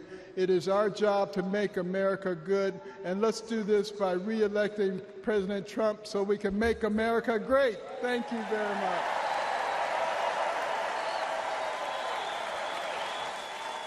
Ladies and gentlemen, please welcome United States Senator of Florida, Marco Rubio.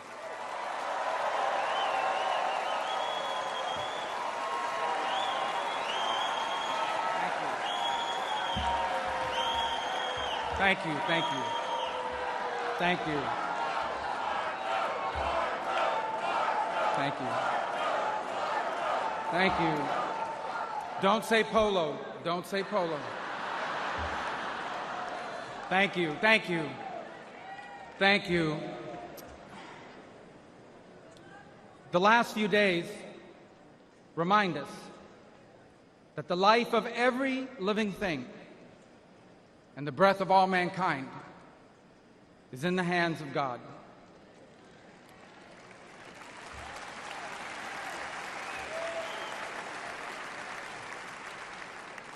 We were brought to the precipice of the abyss, and by the hand of God, reminded of what truly matters in our lives and in our country.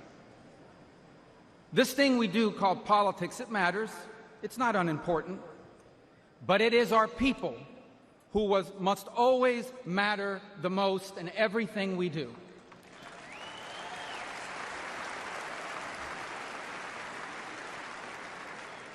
By giving voice to everyday Americans, President Trump has not just transformed our party, he has inspired a movement.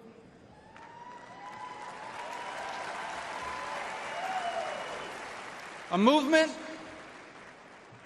of the people who grow our food and drive our trucks, the people who make our cars and build our homes, the people whose taxes fund our government, and whose children fight our wars.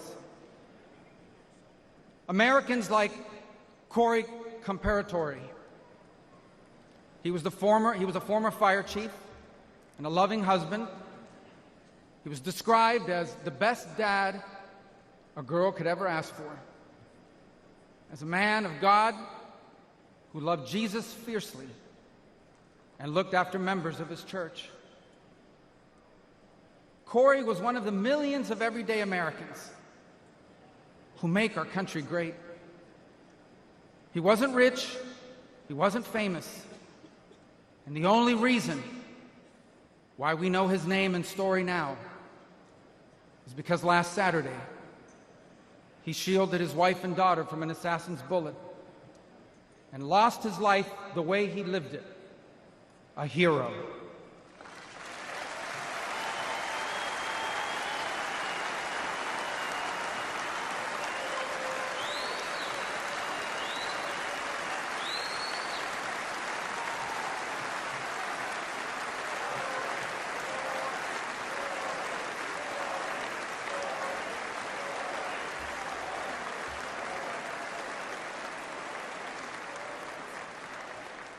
For those still wondering who are in the press and many watching at home, these are the Americans who wear the red hats and wait for hours under a blazing sun to hear Trump speak. And what they want, what they ask for, it is not hateful or extreme. What they want is good jobs and lower prices. They want borders that are secure, and for those who come here to do so legally. They want to be safe from criminals and from terrorists. And they want for our leaders to care more about our problems here at home than about the problems of other countries far away.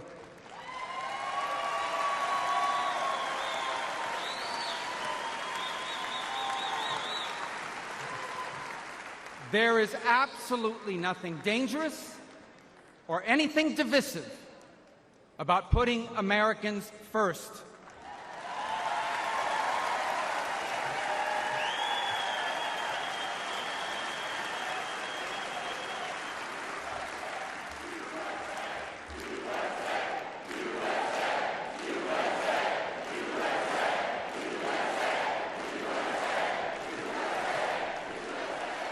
Those who are offended, anyone who is offended about putting America first has forgotten what American is and what American means. American isn't the color of our skin or our ethnicity. Americans are people as diverse as humanity itself. But out of many, we are one.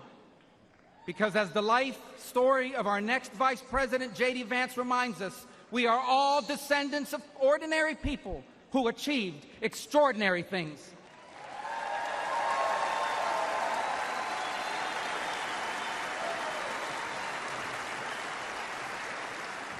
Who do we come from?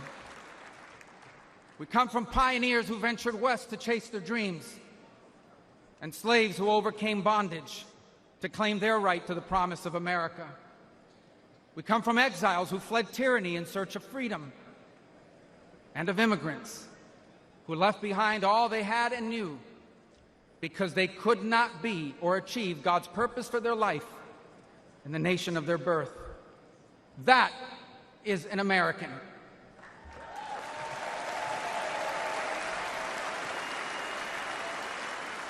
And putting Americans first must be what this election is about. When President Trump was in the White House, Americans had more money and lower prices. Our borders were secure and our laws were enforced. Iran was broke, the Taliban stopped killing Americans, and Putin didn't invade anyone.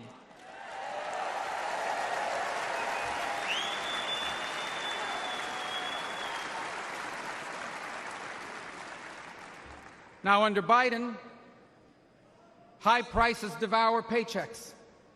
Criminals and drugs are allowed to flood into our country and terrorize our people. And Iran has money to support terrorists. The Taliban humiliated us in Afghanistan, and not one, but two major wars have broken out. My fellow Americans, the only way to make America wealthy and safe and strong again is to make Donald J. Trump our president again.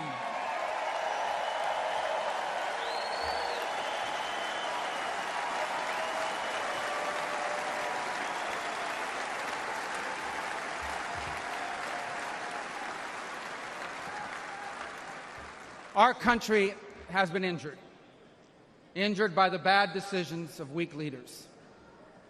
But now, though bloodied by our wounds, we must stand up and we must fight. Fight not with violence or destruction, but with our voices and our votes. Fight not against each other, but for the hopes and dreams we share in common and make us one. And fight for an America where we are safe from those who seek to harm us on our streets and from abroad. And we will not be alone in this fight. For leading us in this fight will be a man who, although wounded and facing danger, he stood up and raised his fist and reminded us that our people and our country are always worth fighting for.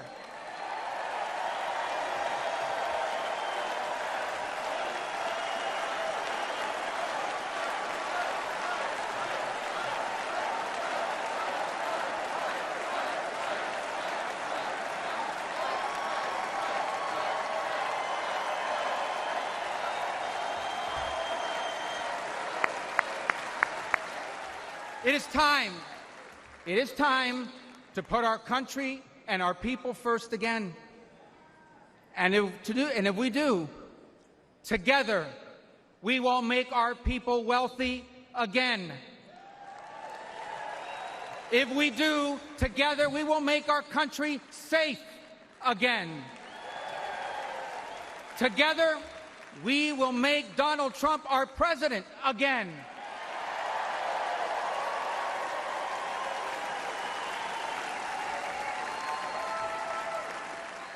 And together, we will not just make America great again. We will make America greater than it has ever been. Thank you. God bless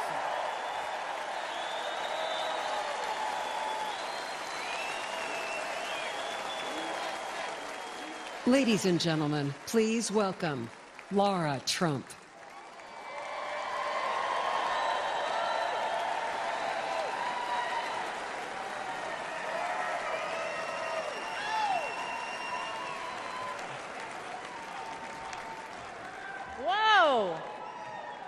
I don't feel like I actually have to ask this question, but is anybody in this room ready to send Donald Trump back to 1600 Pennsylvania Avenue?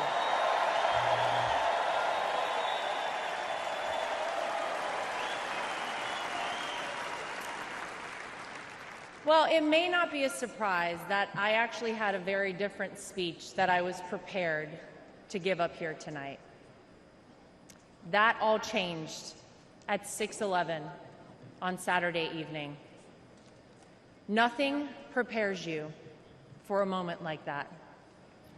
Our family has faced our fair share of death threats, mysterious powders sent to our homes, tasteless and violent comments directed towards us on social media, but none of that prepares you as a daughter-in-law to watch in real time someone try to kill a person you love.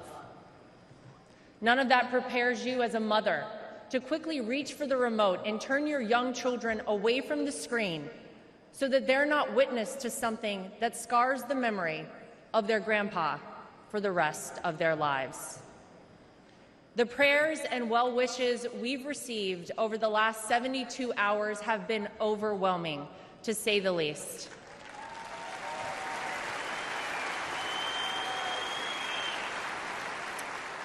And my heart goes out to the family who lost a husband and a father because of this senseless act. All of you here tonight and watching at home mean the world to all of us in the Trump family.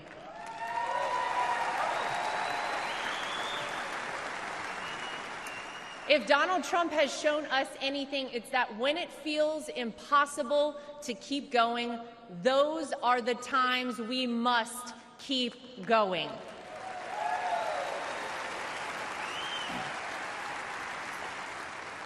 I don't know how many people here watching at home have ever been to a Trump rally, but if you've never been, let me tell you about them. Oh, some of you have been. Oh.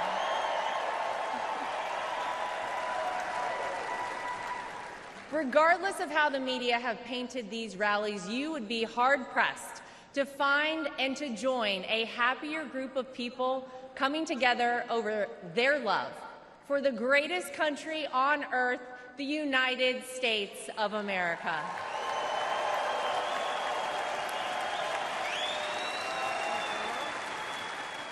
I dare anyone trying to leave a Trump rally without leaving with some new friends. You always make friends out of Trump rally, right? Veterans, teachers, blue-collar workers, white-collar workers, active duty military, police officers, firefighters, small business owners, Latino supporters, Christian supporters, Jewish supporters, black supporters, white supporters, Asian supporters, gay supporters, Republicans, independents, and yes, even Democrats.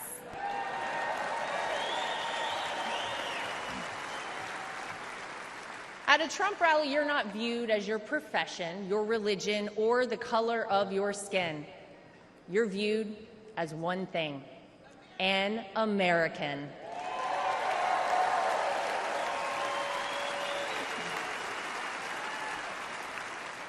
Last Saturday was a jarring reminder that we, as Americans, must always remember there is more that unites us than divides us. We all want this country to be great, even if we don't always agree on the best way of doing that. And with every bone in my body, I can tell you that all Donald Trump wants to do and has ever wanted to do is make this country great again for all of us.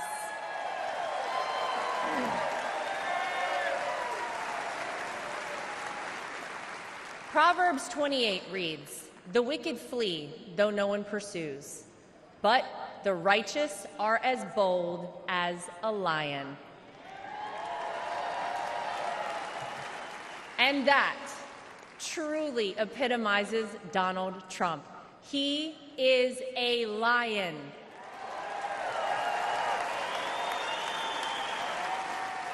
He is bold, he is strong, he is fearless, and he is exactly what this country needs right now.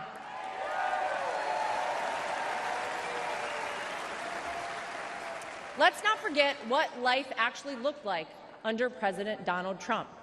Trade deals across the world that benefited our economy, allied countries paying their fair share, a safe and secure southern border,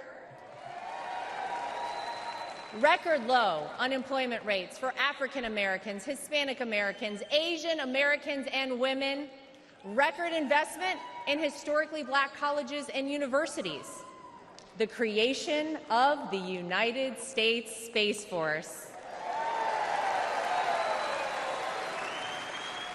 the most comprehensive prison reform in decades. How about the peace agreements in the Middle East that they said would never happen?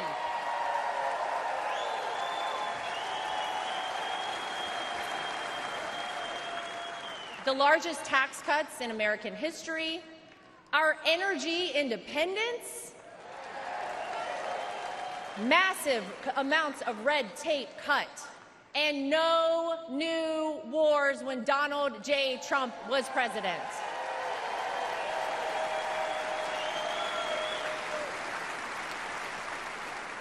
Maybe, most importantly though, you could actually feel it in your everyday life. Now, you didn't have to love everything that he tweeted, but you cannot deny you were better off when Donald Trump was in office. Americans were finally able to start saving money. Home prices were affordable, and gas hit a low of $1.87 a gallon.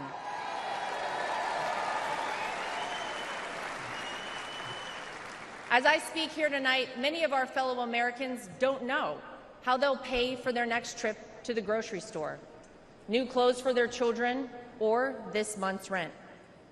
Many of our fellow Americans worry that we are on the verge of a major terror attack here on American soil.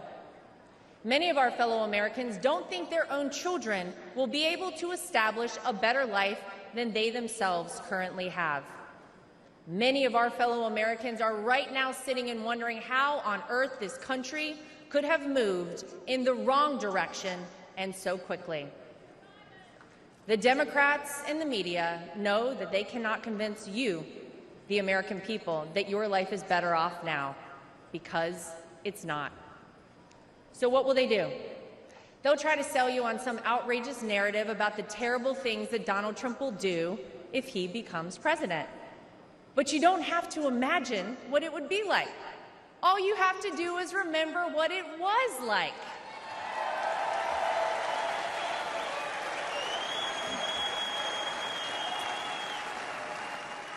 I know. Oh, yeah.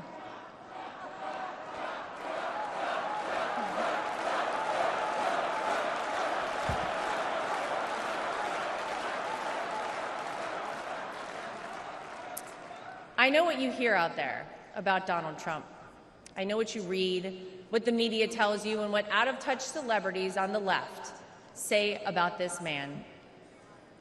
But when I look at Donald Trump, I see a wonderful father, father-in-law, and of course, grandfather to my 2 young children, Luke and Carolina.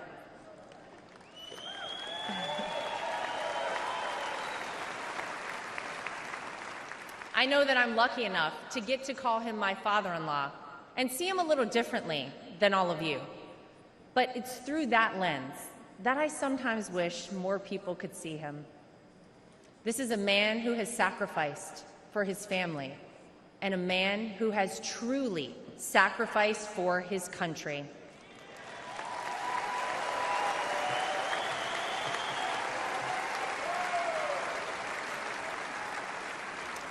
Donald Trump didn't need to run for president for fame or money. Trust me, we all know he already had plenty of that.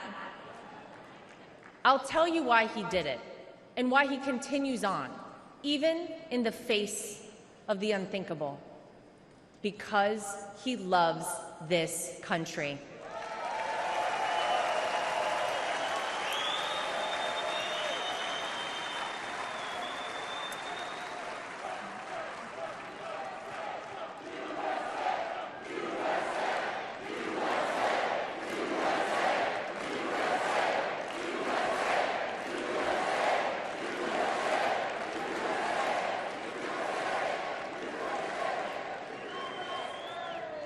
He did it for his grandchildren, for your children and grandchildren, and for the generations to come. I have seen this man dragged through hell and back, in and out of courtrooms, indictments, impeachments, mugshots, and even an assassination attempt. And yet, he has never backed down.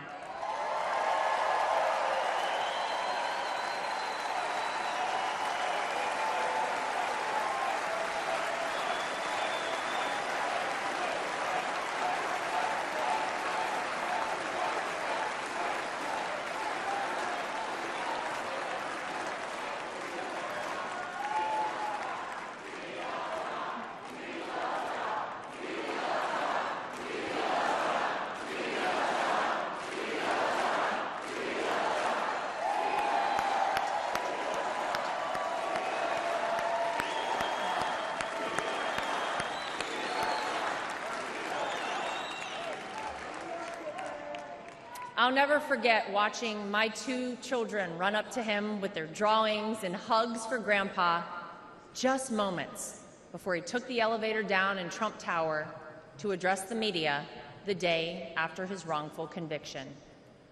Despite everything else he had going on, he had no other focus in the entire world, just a man relishing time with his grandchildren. It's a side of Donald Trump that not enough people get to see. Maybe you got to see a side of Donald Trump on Saturday that you were not sure existed until you saw it with your own eyes.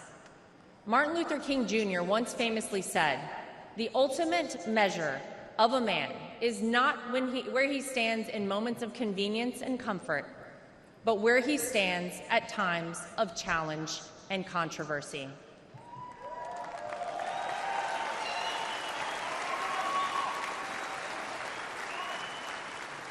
There's no doubt that Saturday was one of the most frightening moments of my father-in-law's life. Millimeters separated him from life and certain death. And yet, it was in the midst of it all, as he was jostled off stage by Secret Service, that he knew how defining that moment would be for our country, and he hoisted his fist in the air.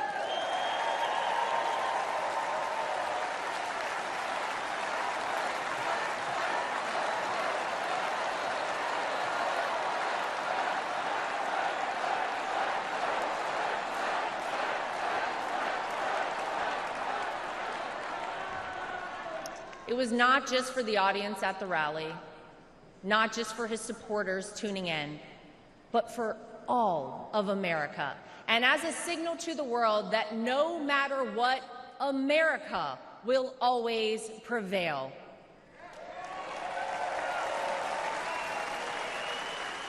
Though it's been strained and attacked, no enemy, no force, not even a bullet is strong enough to break our American grit and our American soul.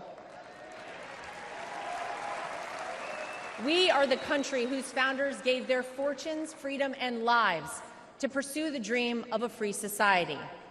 We are the country of Thomas Edison, Susan B. Anthony, Henry Ford, and Harriet Tubman. We are the country who fought and won 2 world wars. And we are the country who always rises to meet the moment, no matter how insurmountable the task. And in that split second, on Saturday, Donald Trump reminded us all of that very history and who we are at our core as a nation. That is the Donald Trump that I know.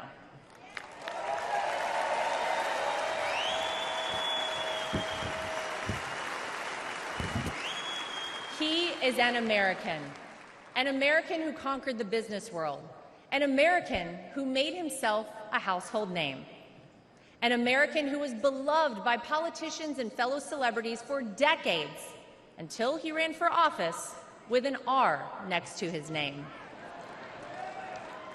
An American whom even Barack Obama admits people consider the American dream.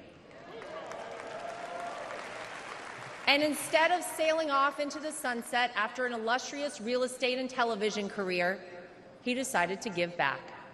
He decided to bring some of the things that had made him so successful in life to all of you in order to improve the lives of all Americans. Black, white, brown, gay, straight, all Americans, because that's the man that Donald Trump is.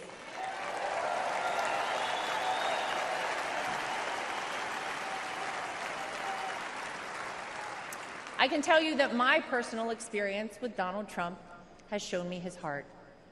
There wasn't a second that he made this small-town girl who was way out of her element in New York City feel anything but welcomed and part of the family. And if not for the support and encouragement of my father-in-law, I wouldn't be where I am today. It's been said by many that Donald Trump sees things in people that they don't even recognize in themselves. In 2016, when he asked me to help him win my home state of North Carolina, I'll be honest, I was terrified. I had no idea how I would make it happen, but he knew I would, and I did. When I was given an opportunity to join a television network as a commentator, it was the push and support of my father-in-law that gave me the confidence to take that job. Always the first one to call or text me after a TV hit and tell me, "Great job, keep going." Not bad, right? Or even a few months ago, when he called and asked me to be the co-chair of our party,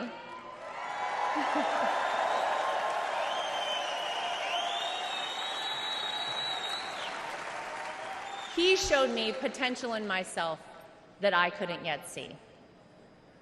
So tonight, to my father-in-law, I want to say thank you.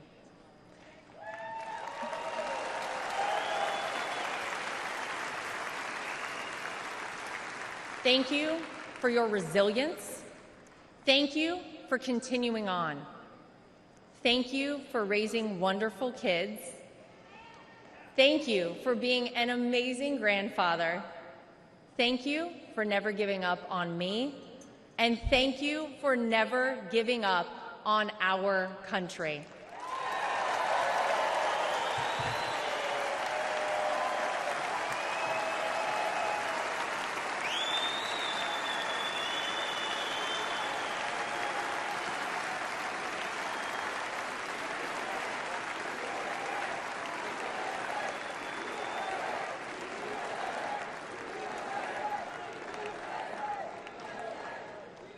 Tonight, I come to you, not as the co-chair of the RNC, not as the daughter-in-law of the candidate. Tonight, I come to you as a mom and as a citizen of this country. For those of you watching who have never voted for Donald Trump, I know what the media and his political opponents have tried to tell you about this man. Believe me, I have seen and heard it all, but I have also seen the truth. I am proud to know Donald Trump, to campaign for him, to vote for him, and to raise his grandchildren.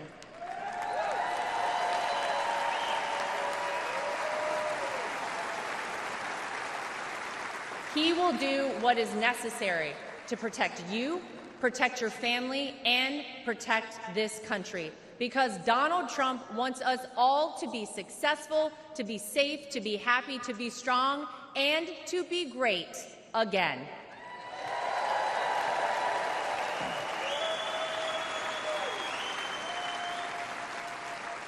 Tonight, I'm asking you to vote, not for the Donald Trump you see flashed on your TV every day, splashed across the headlines. Tonight, I'm asking you to vote for the Donald Trump that Luke and Carolina call Grandpa. I'm asking you to vote for the Donald Trump that my husband Eric calls Dad. I'm asking you to vote for the Donald Trump that I call my father-in-law. I'm asking you to vote for the Donald Trump who can and will make America great once again for all of us. Thank you. God bless you. God bless the United States of America. We love you. Thank you, guys.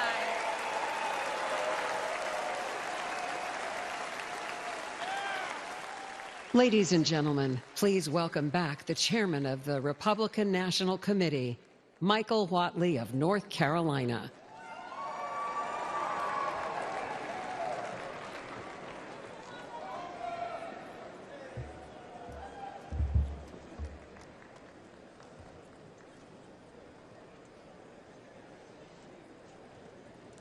For tonight's benediction, please welcome Pastor Corey Brooks, senior pastor of the New Beginnings Church in Chicago and founder of Project Hood, an organization committed to fighting violence and poverty.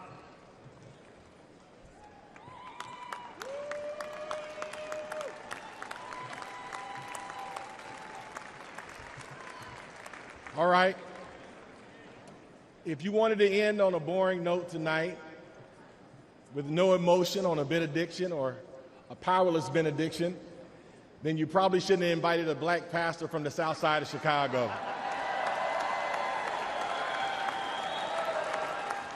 Before I pray, let me say three things real quick. Number one, let me thank President Trump and the Republican National Convention for giving me a platform to lift up the name of Jesus and to pray for our great nation. Number two, I'd be remiss if I did not give the great state of Illinois and Chicago and the South Side a shout out. O Block, Opportunity Block. And number three, I want you to make the biggest noise in just a second.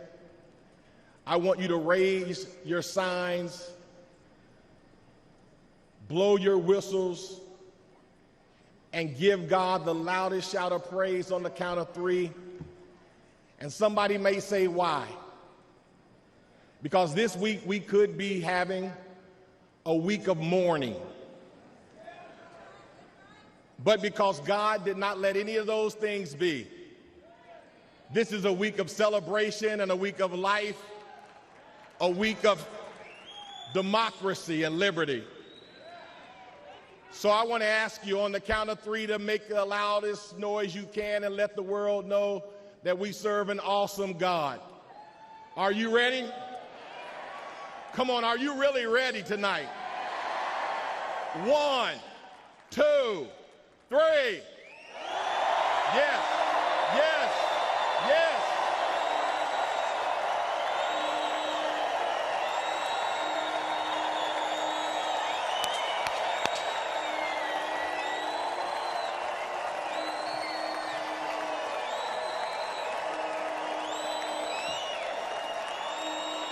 Are you ready to call on God tonight?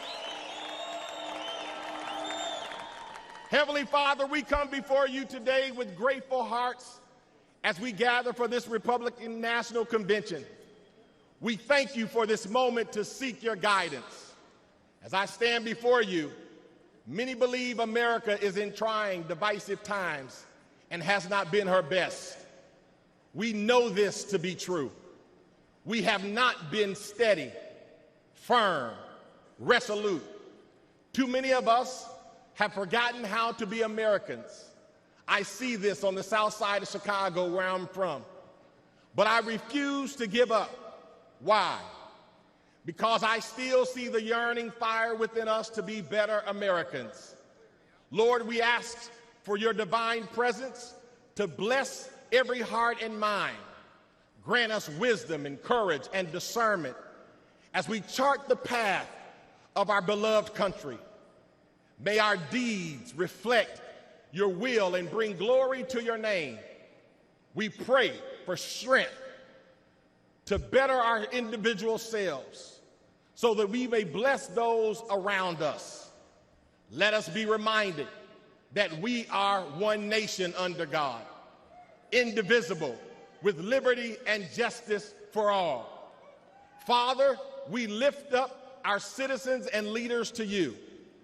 Let them be guided by your truth. And may their actions honor the values upon which this great nation was founded.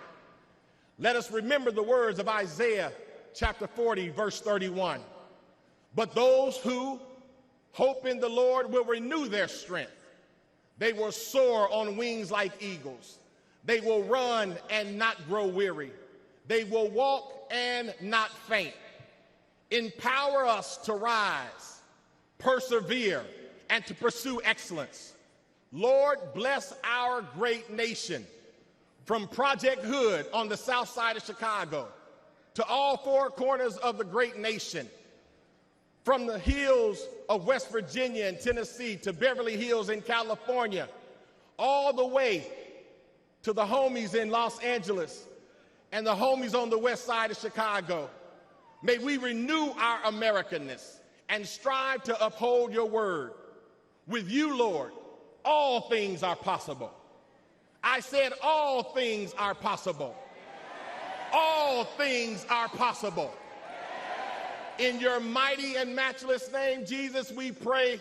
Let everybody say amen. God bless you and God bless America.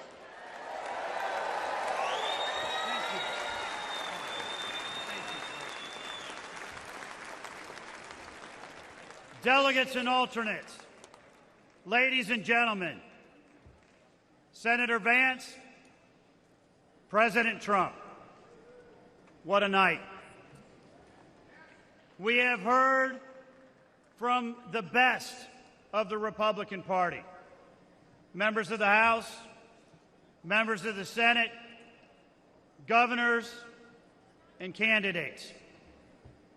But more importantly, we have heard from real Americans who understand that America needs to do better and will do better when Donald J. Trump is our 47th President of the United States. I would like to ask every single one of you to please raise your voice in thanks to all of those real Americans who spoke tonight about their families and their world and their vision for a better America.